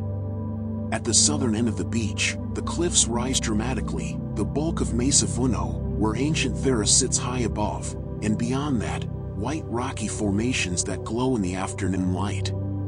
The water is typically calmer here on the eastern side of the island, making it popular with families, and on summer evenings, the beachfront comes alive with the smell of grilled seafood and the sound of laughter mixing with waves. Think back now to medieval times, to an era when the Aegean was filled with pirates, raiders who would sweep down on islands, looting, kidnapping, leaving destruction in their wake. The people of Santorini needed protection, and they found it by building Castilia, fortified settlements. Fact 67. Medieval Castilia, fortified settlements, were built to protect inhabitants from pirates, with the most notable being in Purgos. These weren't individual castles but entire villages designed for defense, built on high ground, with houses pressed tightly together forming a protective outer wall with few entrances, narrow winding streets inside that would confuse attackers, a central tower or fortress for last resort. Purgos, which we visited earlier, is built around such a castile, its layout still revealing its defensive purpose. These fortified villages allowed communities to survive the dangerous centuries of piracy, providing refuge when sails appeared on the horizon, when bells rang out warnings, when everyone would retreat behind stone walls and pray the raiders would move on to easier targets. As you walk these ancient defensive streets in your imagination, something brushes against your leg, soft fur, a gentle presence. Look down and you'll see a cat, one of hundreds that inhabit the island. Fact 68. Santorini has a large population of cats that live throughout the villages and are often cared for by the community. These aren't really stray cats in the usual sense, they're community cats, fed by residents and restaurant owners, given water in the summer heat, provided with occasional veterinary care by animal welfare groups. They lounge in shaded doorways, patrol tavernas hoping for scraps, hunt mice and insects, sleep on warm stone walls. Some are shy, others friendly and social, approaching visitors with confidence. They're part of the island's character now, these feline residents, adding movement and life to the streets, controlling pests, providing companionship to those who seek it. In Greek culture, there's an acceptance of these animals, a recognition that they belong to the community even if they don't belong to any individual. Watch them in the golden light of evening, A tabby stretched on a warm step, a black cat picking its way delicately along a narrow wall, a mother with kittens tucked into a protected corner. Now come with me into a small church, one of those 250 we spoke of before. Step inside, let your eyes adjust to the dimmer light after the brilliant sunshine. The interior is cool, intimate, filled with the smell of incense and candle wax. Look at the walls, the iconostasis, the screen separating nave from sanctuary. Fact 69. Churches feature traditional Byzantine iconography, with many icons being antique or created by skilled iconographers following centuries-old techniques. The icons here aren't merely decorative, they're windows to the divine, painted according to strict traditional rules that go back 1,000 years or more. The faces look directly at you, not in realistic perspective but in sacred geometry, with gold leaf catching the candlelight, with rich colors created from traditional pigments. Some of these icons are very old, survivors of earthquakes and time, venerated by generations. Others are newer, painted by modern iconographers who've learned the ancient techniques, who prepare their own paints, who fast and pray while working, who understand they're not creating art but theology made visible. The congregation kisses these icons in reverence, lights candles before them, brings flowers and offerings. The icons are alive in a sense, not as objects but as presences, connecting the earthly church to the heavenly reality it represents. In this sacred dimness, with icons watching from the walls and candles flickering in red glass holders, feel a different kind of peace, the peace of consecrated space, of prayers said by countless voices over countless years, of a threshold between the ordinary and the sacred. You don't have to believe what they believe to feel the power of this devotion, the weight of faith carried through generations, the comfort that these rituals and images have provided to people facing hardship, celebrating joy, marking life's passages from baptism to death and everything between. Let the quietness of this church fill you now, not empty quietness but full silence, pregnant with meaning, rich with presence. Outside, the island continues its rhythms, waves breaking, wind blowing, cats prowling, people living their lives.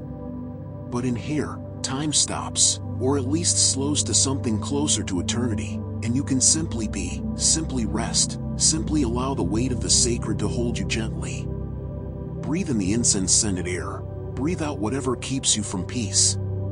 The icons watch with compassionate eyes, the candles flicker like captured stars, and you're held here in this small space carved from volcanic stone, where earth and heaven have learned to coexist, where beauty serves divinity, where silence speaks more eloquently than words. The night deepens around you, or perhaps it's been night all along, one continuous gentle darkness holding you safely as the island whispers its stories. You've traveled through time and space without moving, and there's still more to experience, more layers to peel back from this place where everything, stone, soil, sea, and sky, tells a story. Let's think about water again, that precious resource we spoke of earlier. You remember the island has no natural sources, no rivers or springs.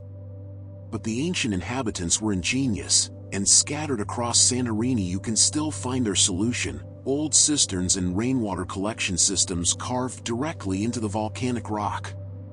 Fact 70. Ancient and traditional water cisterns carved into rock can still be found across the island, some dating back centuries. These weren't simple holes in the ground but sophisticated systems, with channels to direct rainwater from rooftops and paved surfaces, filters to remove debris, covered chambers to prevent evaporation and keep the water cool. Some of these cisterns could hold enough water to sustain a family through the entire dry season. The stone was carved carefully, plastered to make it watertight, maintained generation after generation. Even now, though most are no longer in use, you can find them, covered circular openings in courtyards, deep chambers beneath old houses, testament to the relationship between people and water in a place where every drop mattered, where the winter rains were a blessing to be captured and preserved. Walk with me now through a village in the early evening, and notice the caffeinaria we discussed before. But there's another kind of establishment that's equally important to island life, the taverna, the traditional Greek restaurant. Fact 71. Traditional tavernas serve authentic local cuisine, often family-run for generations with recipes passed down through families. These aren't fancy restaurants with elaborate menus and formal service. They're simple places, often family-run for generations, where the grandmother might still be in the kitchen making the same dishes she learned from her mother, where the recipes aren't written down but exist in hands that have made them thousands of times, and taste memory refined over decades. The menu changes based on what's available, what's in season, what they caught or harvested that day. You might eat moussaka with those white eggplants, fava topped with caramelized onions, fresh grilled fish with just lemon and oil, tomato keftides made from those sweet cherry tomatoes. The portions are generous, the price is reasonable, the atmosphere relaxed. This is where locals eat, where families gather for Sunday lunch, where the food tastes like home because, for the people making it, it is home. Now let's talk about something that shapes daily life but that visitors might not immediately notice: electricity. It seems like a mundane topic, but on an island, energy is a question with complex answers. Fact 72. Santorini relies on an undersea electricity cable from the Greek mainland. With some supplementation from local renewable sources, the island is connected to the main power grid via an undersea cable that runs beneath the Aegean, carrying electricity from mainland Greece. This is a relatively recent development in island history. Older residents remember times when power was less reliable, when generators were necessary, when life was more dependent on natural light and fire for warmth. The cable is a lifeline, especially during the tourist season when demand soars: air conditioners, refrigerators in hotels and restaurants, lights illuminating the villages at night, all drawing power that flows beneath the sea. There have been efforts to supplement with renewable energy, some solar panels, some wind turbines, but the island remains primarily dependent on that undersea connection, a reminder that isolation is never complete in the modern world, that even remote places are part of vast interconnected systems. In the village of Emporio, in the southern part of the island, there's something unique you won't find in the other villages: a castile, like we discussed, but this one has a particular feature. Fact 73. Emporio village features a medieval castile with traditional cave houses built in a dense, fortress-like cluster. The houses here aren't spread out but pressed together so tightly they share walls, creating a labyrinthine complex where passages wind between buildings, where arched walkways connect different levels, where the architecture itself becomes defensive.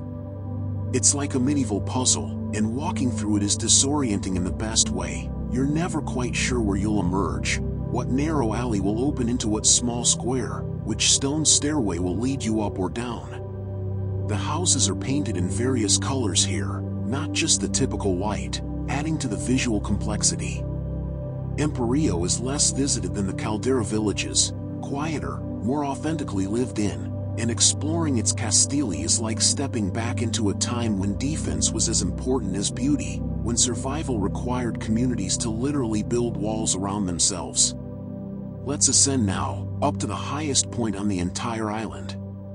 At 567 meters above sea level sits Prophytus Ilias, both the name of the mountain and the monastery perched on its summit. Fact 74. Prophytus Ilias, at 567 meters, is the highest point on Santorini, topped by an 18th century monastery. The monastery was built in 1711, constructed when the island was under Ottoman rule, a place of refuge and learning for Greek culture and Orthodox faith during times of oppression. The monks here preserved Greek language and education when it was discouraged elsewhere. Even now, though only a few monks remain, the monastery functions, holding services, maintaining its small museum of ecclesiastical artifacts and old manuscripts. But many come here not for the monastery itself but for the views. From this height, you can see the entire island laid out below you, the full crescent shape embracing the caldera, the other islands in the distance, the Aegean stretching to every horizon. On clear days, you can see Crete far to the south.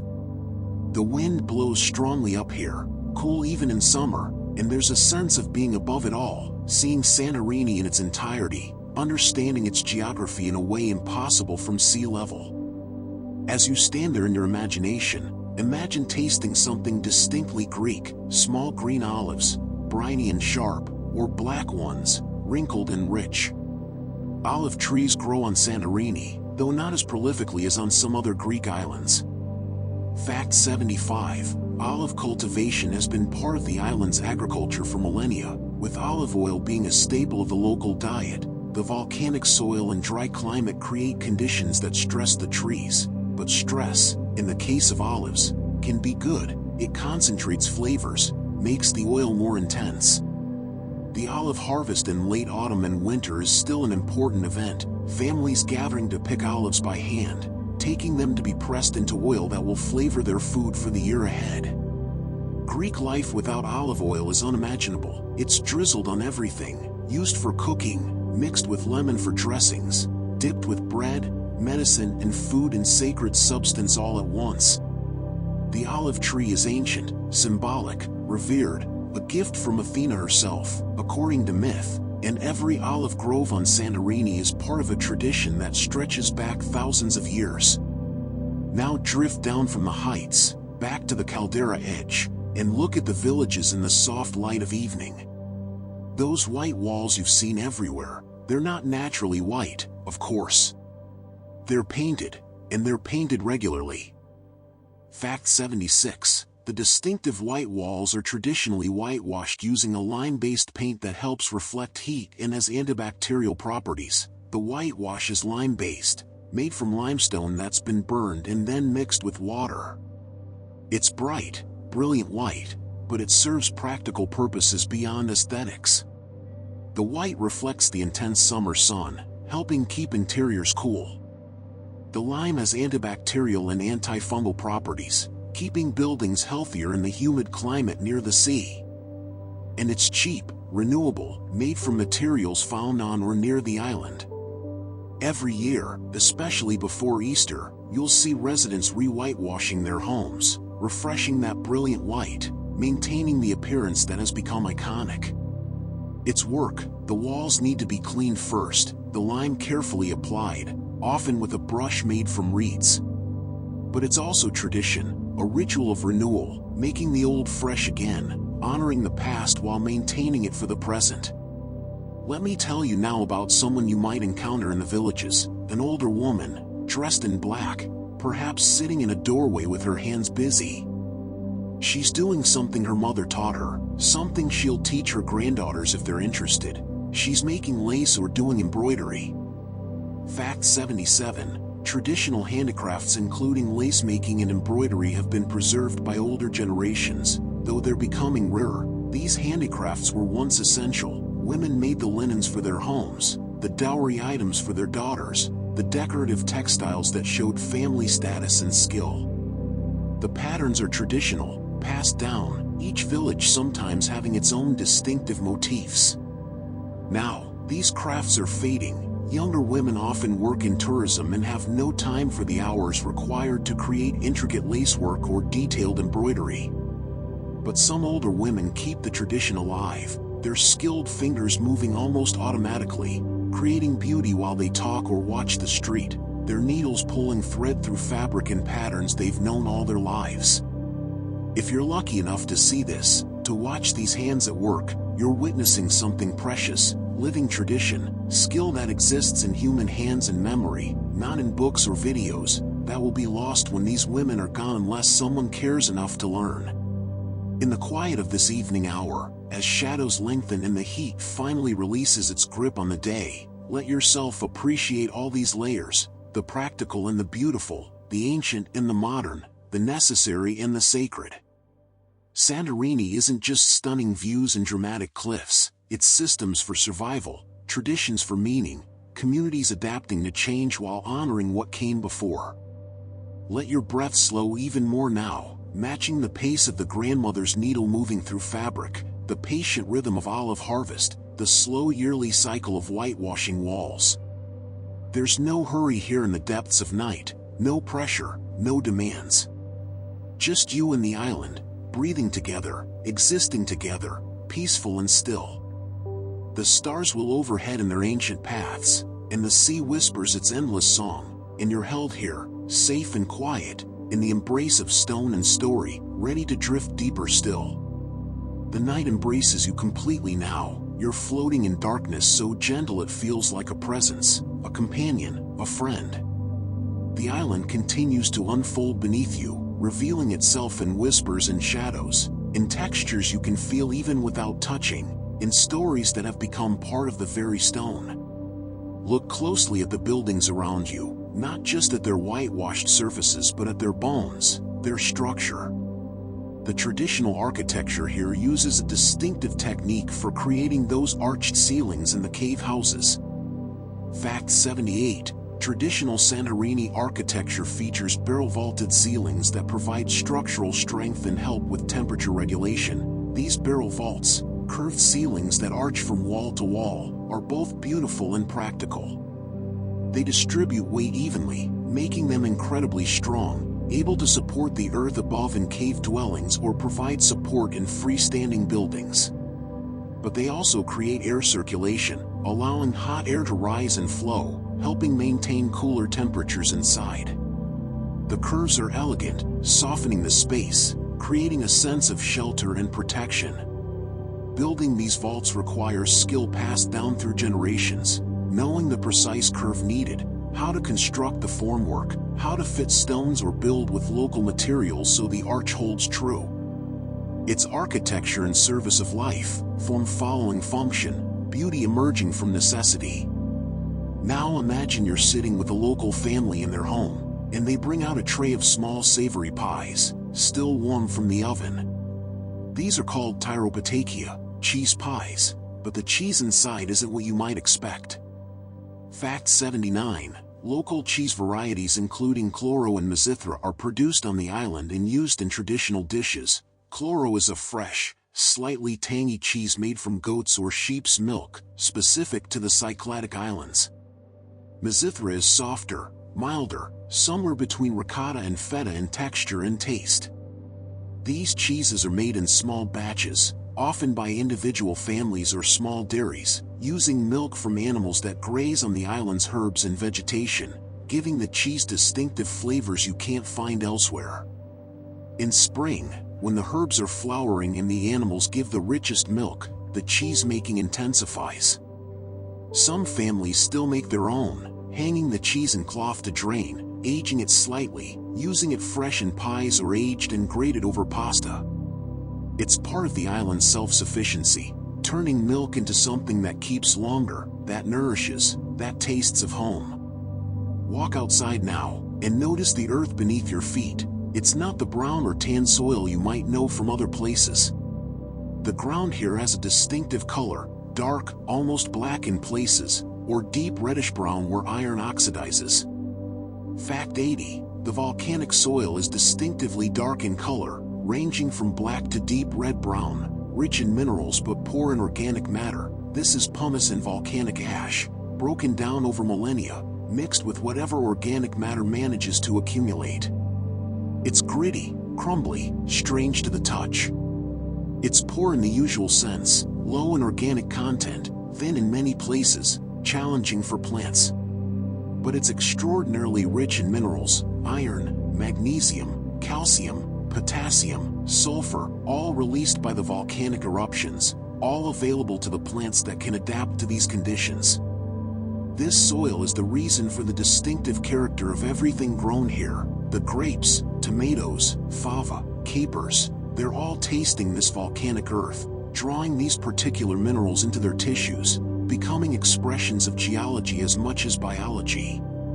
Drift now in your mind to OIA, to a building that holds a specific kind of memory. The Naval Maritime Museum sits in a restored captain's mansion, preserving the island's seafaring history.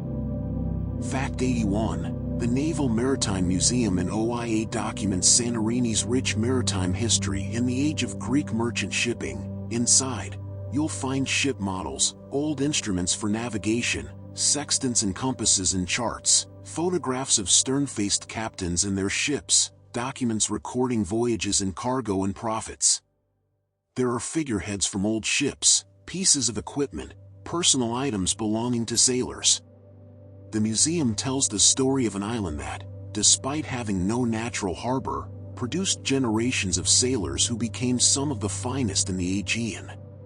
It documents a time when Santorini's fleet was significant, when island boys grew up knowing they'd spend years at sea, when fortunes were made and lost on voyages to distant ports.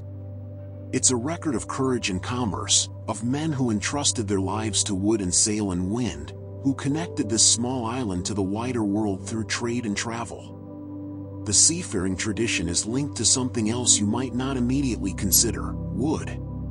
Or rather, the lack of it. Santorini has very few trees. The volcanic soil, the dry climate, the strong winds, the centuries of human habitation cutting whatever grew, all have created a landscape largely bare of forest. Fact 82. The island has limited tree cover due to volcanic soil, climate, and historical clearing, making wood a precious resource historically. This scarcity shaped life in profound ways. Wood for building, for furniture, for boat repair, for fuel, it all had to be imported or carefully conserved. The cave houses became necessary partly because of this. If you carve into stone, you need less wood for beams and rafters. The barrel vaults used less timber than flat ceilings. Every piece of wood was valuable, reused, repaired rather than replaced. Even now, though imports are easy, you'll notice the island isn't forested, just occasional pines, some tamarisk trees near beaches, ornamental plantings in villages. The landscape is stark, spare, dramatic, and that bareness is part of what makes it so striking, so different, so purely itself. Let's think about the island's shape again, that crescent we've mentioned so many times. But here's something important to understand: what we call Santorini isn't actually one island. Fact 83. The Santorini island group includes the main island, Thera, plus Thyrasia, Aspronisi, and the volcanic Kameni Islands. The main island, Thera, forms the largest part of the crescent.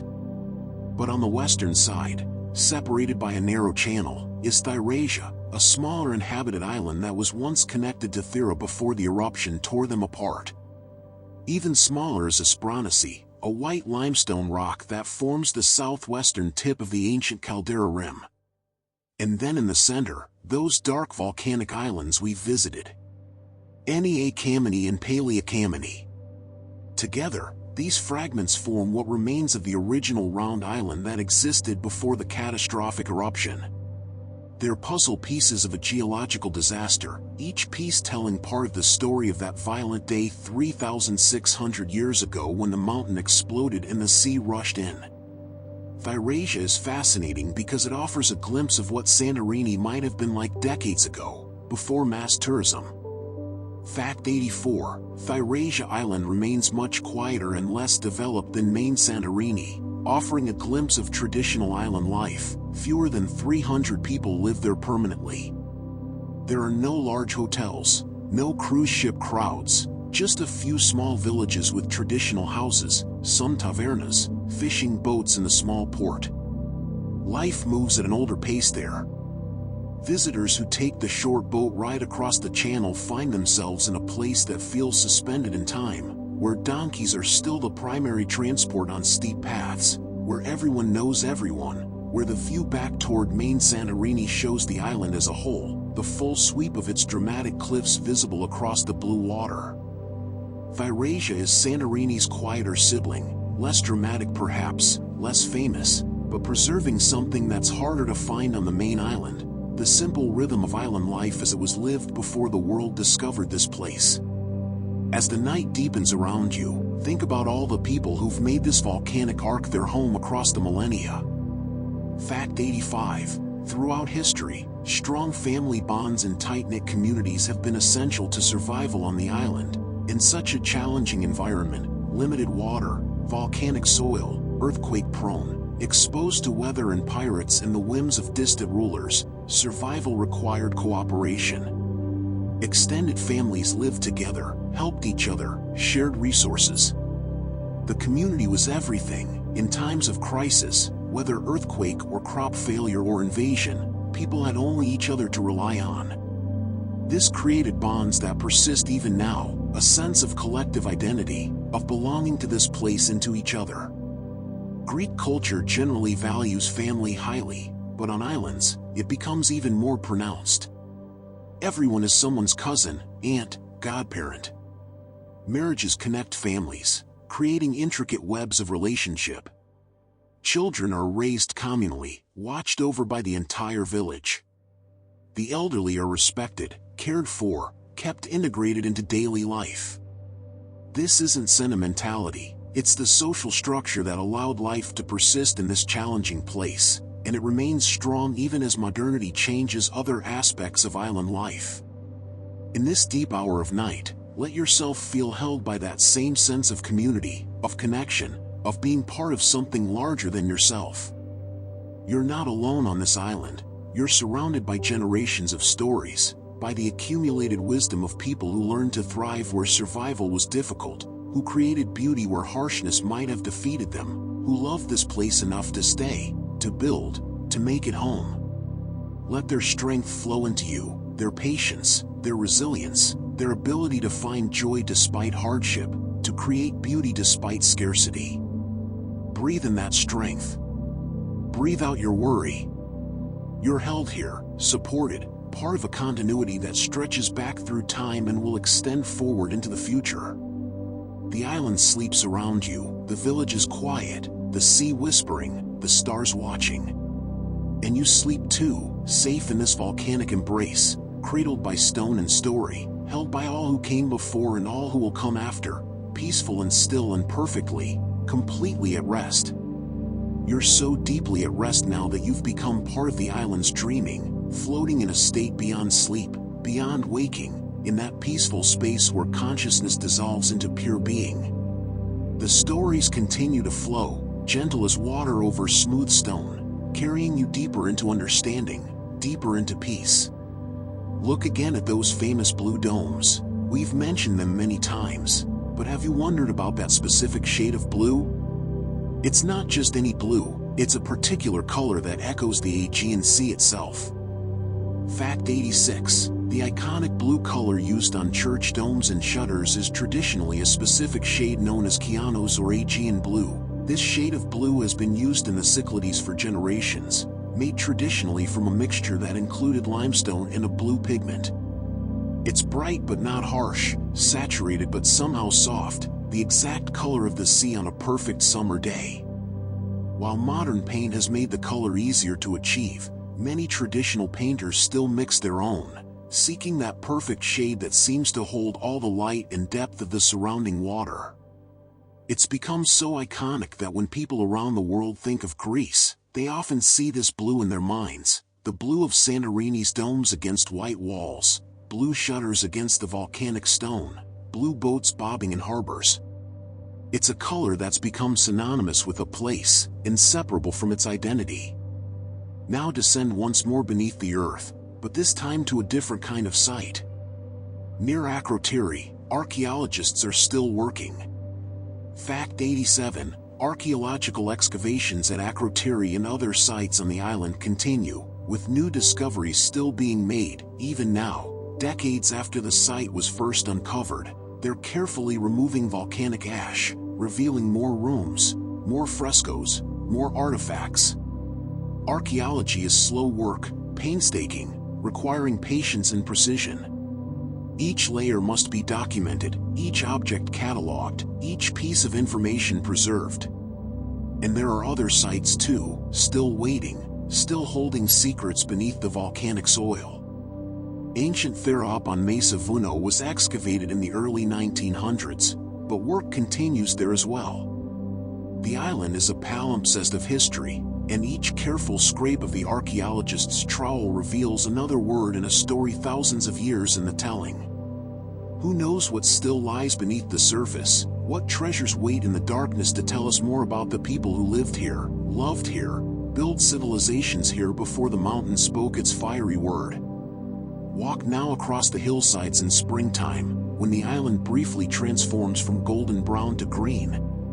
Notice the plants growing wild between the rocks, clinging to slopes, spreading across terraces. The air is fragrant with herbs, wild oregano, thyme, sage, rosemary.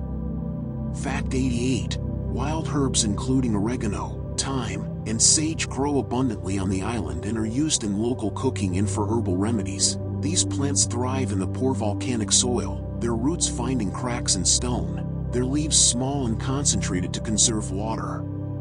They're incredibly aromatic. Brush against them and your hands smell like a Greek kitchen for hours. Locals gather these herbs, knowing the best spots, the right time to harvest, hanging bundles to dry in shaded places, storing them in jars to use all year. Oregano on grilled meat, thyme in stews, sage for tea when someone has a cold. These aren't cultivated herbs, they're gifts from the wild landscape, flavors that have seasoned food here for as long as people have cooked on this island. Beyond cooking, they're medicine too, thyme for coughs, sage for digestion, oregano for everything. The old women know which herb for which ailment, knowledge passed down through generations, written not in books but in memory and practice. In some of the older villages, if you look carefully, you might find something that's becoming increasingly rare, a traditional communal oven, round and domed, built of stone and clay. Fact 89. Traditional communal outdoor ovens were historically used for baking bread and remain in some villages. Before every house had its own oven, these communal ovens served entire neighborhoods. On baking days, families would prepare their dough at home, then bring it to the communal oven to be baked. The oven would be fired up with whatever wood could be spared, heated until the stones glowed, then the ashes would be swept out and the loaves slid in on long wooden peels.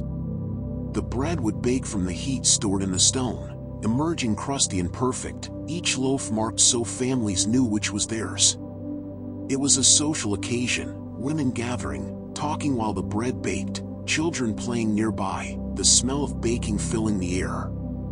Most of these ovens are silent now, and used, gradually crumbling, but some villages still fire them up for festivals or special occasions, keeping the tradition alive, the bread tasting somehow better for being baked in the old way, in ovens that have fed communities for generations.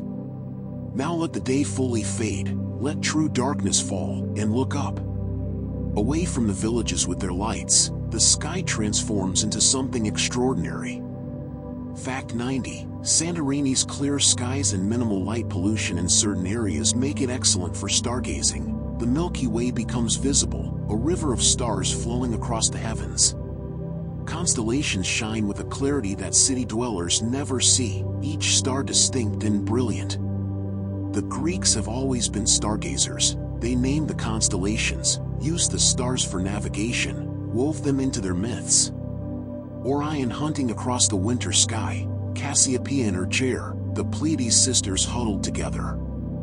From Santorini, with the sea all around reflecting starlight, with air clear from the constant wind, with darkness deep in the off-season, the cosmos reveals itself.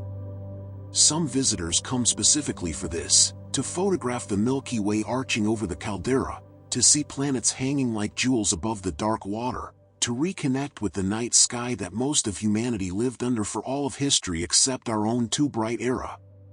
Picture yourself now in one of those stargazing spots, lying back on warm stone that's held the day's heat, and above you the universe unfolds in all its vast indifference and beauty.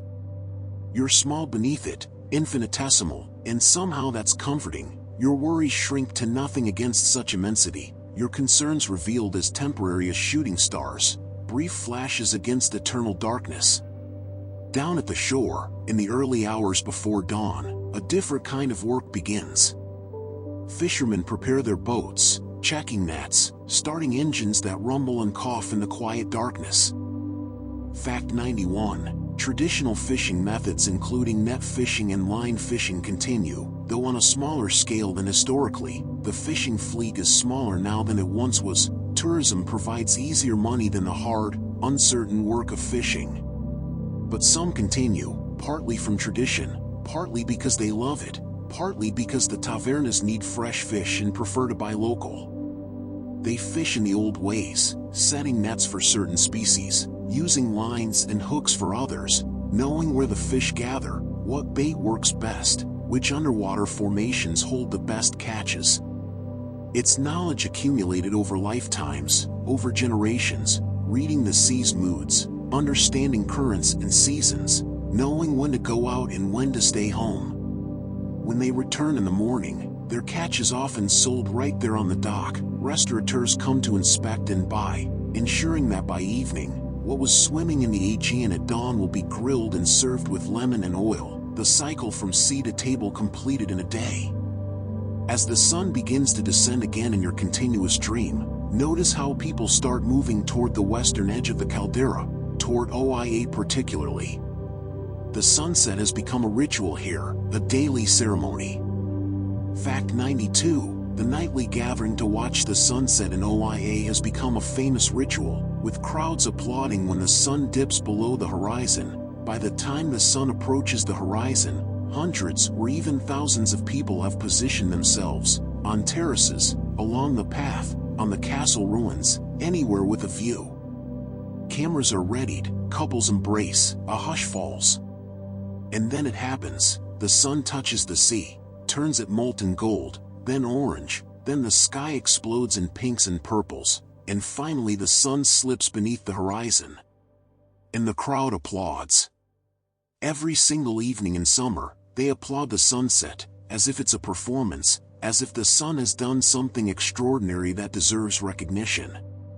It's a bit silly, perhaps, but also touching, this collective acknowledgement of beauty, this pause in everyone's day to witness something that's been happening since Earth had a sky, this moment of shared appreciation.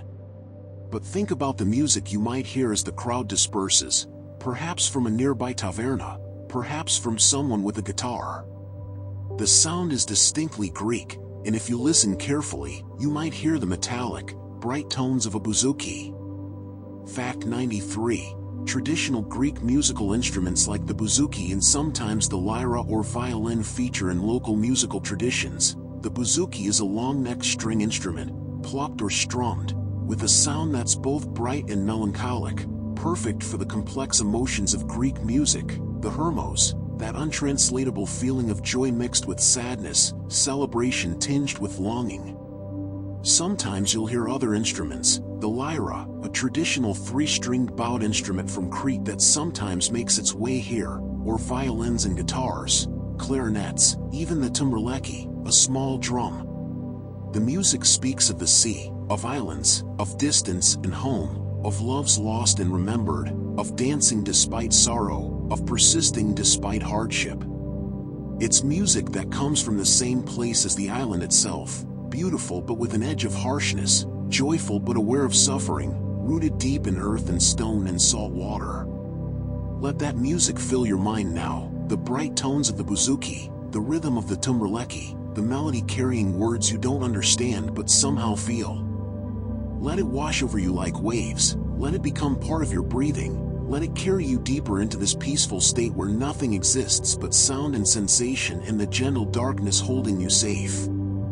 The island dreams around you, the fishermen sleep before tomorrow's early rising, the tavernas close their shutters, the cats find warm spots to curl up, the wind dies down to a whisper. And you dream too, floating in stories and starlight, held by music and memory, suspended in the perfect peace of deep night on this volcanic rim between earth and heaven. Rest now, completely, fully, without reservation. Let everything go. Let yourself be held by the island's ancient embrace, rocked by the rhythm of waves far below, lullabied by winds that have blown here since before humans knew this place existed. You're safe, you're peaceful, you're exactly where you need to be. You've traveled so far through this night, through time and stone and story, through layers of history and culture, through the accumulated wisdom of generations who made this volcanic arc their home. The journey is nearly complete now, the circle almost closed, and in these final moments, let yourself rest even more deeply, knowing that every story has been a gift, every fact a thread woven into the tapestry of understanding. Think about the stone beneath your feet one more time, that volcanic rock that forms the foundation of everything here. Not all of it is the same, there are layers, different types, each telling a different story. One type you'll see frequently is a reddish-brown stone, porous and relatively soft. Fact 94, the local volcanic stone called aspa or aspros is a light, porous pumice stone used traditionally in construction. This is aspa, a form of pumice that's light enough to float yet strong enough to build with. For centuries, it was quarried and used for construction, carved into blocks for building, shaped into architectural elements, even exported to other islands. It's easy to work with, naturally insulating, beautiful in its earthy colors. Many of the older buildings incorporate this stone, and if you touch the walls, you can feel its texture, rough, airy, holding the history of fire and pressure and time. The stone connects everything here. It's the bones of the buildings, the foundation of the land, the memory of the volcano preserved in solid form. Now imagine you're attending a celebration, perhaps a wedding or a baptism or a festival. Tables are laden with food, and among the dishes, you see something distinctive, small, round, golden brown. These are kofeta, sugar-coated almonds, and they're deeply symbolic in Greek celebrations. Fact 95. Traditional Greek celebrations include kofeta, sugar-coated almonds, and other symbolic foods with special meanings. At weddings, kofeta are given to guests in odd numbers, usually 5 or 7, representing wishes for the couple, health, wealth, happiness, fertility, and long life. The hardness of the almond and the sweetness of the sugar coating represent the bitter and sweet moments of life, all mixed together. At baptisms, they're distributed to celebrate the new life. At other celebrations, they appear as symbols of good fortune. These small candies carry weight beyond their size. Their tradition made edible, blessings in the form of almonds and sugar, connections to countless celebrations that came before and will come after. Wander now through a village in autumn, after the tourists have mostly left, and notice something changing on the hillsides. The grapevines, which have been green and productive all summer, begin to transform. Fact 96. Grapevines on Santorini can live for decades or even centuries, with some vines being over 100 years old. These vines are old, not just a few years old, but decades, some of them well over a century. Because the volcanic soil protects them from phylloxera, they've never needed to be torn up and replanted. They've survived earthquakes, weathered countless summers and winters, produced grapes year after year after year. The old vines are prized. They produce fewer grapes than young vines, but the fruit is more concentrated, more complex, the flavors deeper and more nuanced. These ancient vines are living links to the past, their roots intertwined with roots that drank water collected in cisterns by people who died generations ago, who tended them with the same care used today. When you drink wine made from these vines, you're tasting not just grapes but time itself, history distilled into liquid form. As night deepens in your endless peaceful dream, think about the people who come to this island not for vacation but for something deeper. Many visitors report feeling changed by Santorini, touched by something they can't quite name. Fact 97. Many visitors describe Santorini as having a special energy or spiritual quality, often attributed to its volcanic origins and dramatic landscape. Perhaps it's the dramatic beauty, the contrast of white against blue, the sense of being at the edge of something vast. Perhaps it's the volcanic energy, the feeling of standing on a sleeping giant, the awareness that this landscape was born from violence and continues to hold power deep below. Perhaps it's the light, that extraordinary illumination that makes colors more vivid and edges sharper. Or perhaps it's the accumulated weight of human presence, thousands of years of people living, praying, celebrating, mourning on this stone, their collective energy somehow still present, still palpable. Whatever the source, many feel it, a sense that this place is special, sacred somehow, charged with meaning that transcends the merely beautiful. You don't have to believe in anything particular to feel it, just be open, be present, and let the island speak to something deep inside you. Look now at the practical side of modern life here. How do islanders get around? Cars and scooters are common now, but the roads are narrow, winding, built for donkeys and carts in many places. Fact 98. The island has a network of narrow, winding roads, with the main road connecting the major villages along both coasts. There's essentially one main road that runs the length of the island, connecting OIA in the north to the airport and Akrotiri in the south, with smaller roads branching off to reach beaches and villages. During tourist season, this main road can become surprisingly congested. Buses carrying cruise ship passengers, rental cars driven by uncertain tourists trying to navigate, scooters weaving through traffic, the occasional local who knows every curve and drives with confident speed. In winter, the roads empty out, and you can drive from one end of the island to the other seeing only a handful of vehicles. The roads weren't designed for modern traffic volumes, but they serve, winding around the contours of the land, offering spectacular views at every turn, occasionally terrifying drivers not used to narrow passages with steep drops just beyond the edge. Think about language for a moment. You've heard Greek being spoken throughout your journey through the island. Modern Greek is the language of Santorini, but it carries echoes of the past.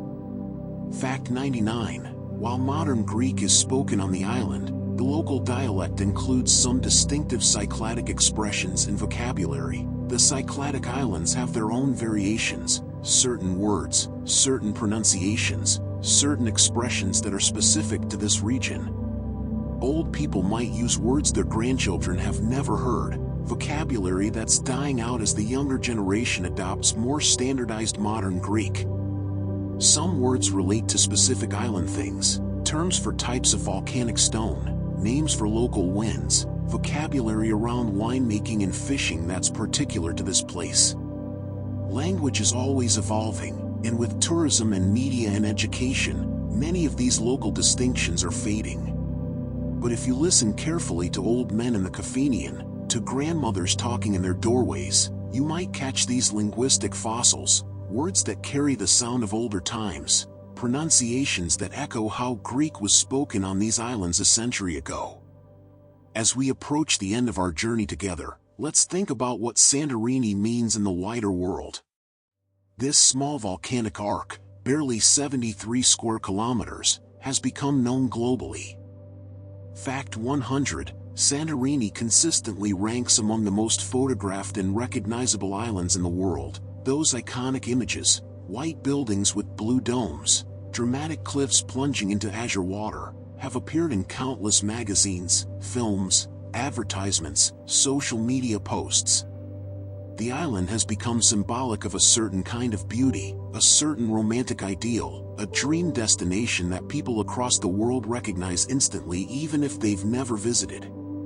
This fame is both blessing and burden. It brings prosperity but also pressure, recognition but also crowds, opportunity but also the constant challenge of preserving authenticity while serving millions of visitors. The island has handled this with grace, maintaining its character despite the attention, staying true to itself while welcoming the world. And so we arrive at the end, 100 facts, 100 threads woven into a tapestry of understanding about this extraordinary place. But knowledge isn't the same as knowing, and facts don't capture the whole truth. The real Santorini exists beyond words, in the feeling of warm volcanic stone beneath your feet, in the taste of wine that carries the essence of fire-born earth, in the exact shade of blue as the sun sets over the caldera, in the sound of church bells echoing across the water, in the smell of oregano crushed underfoot, in the sensation of floating in warm volcanic springs, in the silence of ancient ruins, in the laughter of families gathered around taverna tables. You've experienced all of this tonight, not in body but in imagination, which is sometimes more real than reality, more true than truth. You've walked these streets, tasted this food, heard this music, felt this wind. You've lived 1,000 lives on this island through the stories of those who came before. And now, as the night reaches its deepest point, as the stars begin their slow fade toward dawn, it's time to simply rest. Let everything dissolve now, the facts, the stories, the images, even the island itself. Let it all become simply sensation, the feeling of being held, supported, safe. You're floating in darkness that's not empty but full of potential, full of peace, full of the deep rest that allows renewal. Breathe, so slowly now that each breath seems to last forever. In and out. In and out. The island breathes with you. The sea breathes with you. The entire cosmos breathes with you, in perfect rhythm, perfect harmony.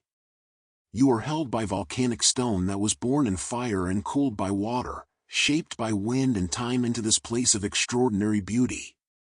You are surrounded by stories that stretch back 4,000 years and will extend forward into uncounted tomorrows. You are part of something vast and ancient and ongoing, a moment in the endless flow of moments that makes up existence on this small arc of earth between sea and sky. Rest now, completely, deeply, without reservation or resistance. There's nowhere to go, nothing to do, no one to be. Just this, just breath, just being, just peace.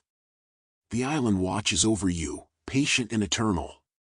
The stars will overhead in their ancient dance. The sea whispers its endless song. And you simply rest, held safely in the embrace of stone and story, drifting in the gentle darkness, at peace.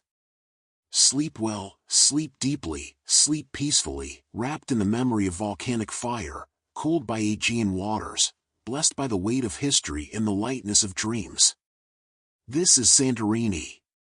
This is home, at least for now, at least for this moment. And this moment is enough. Rest,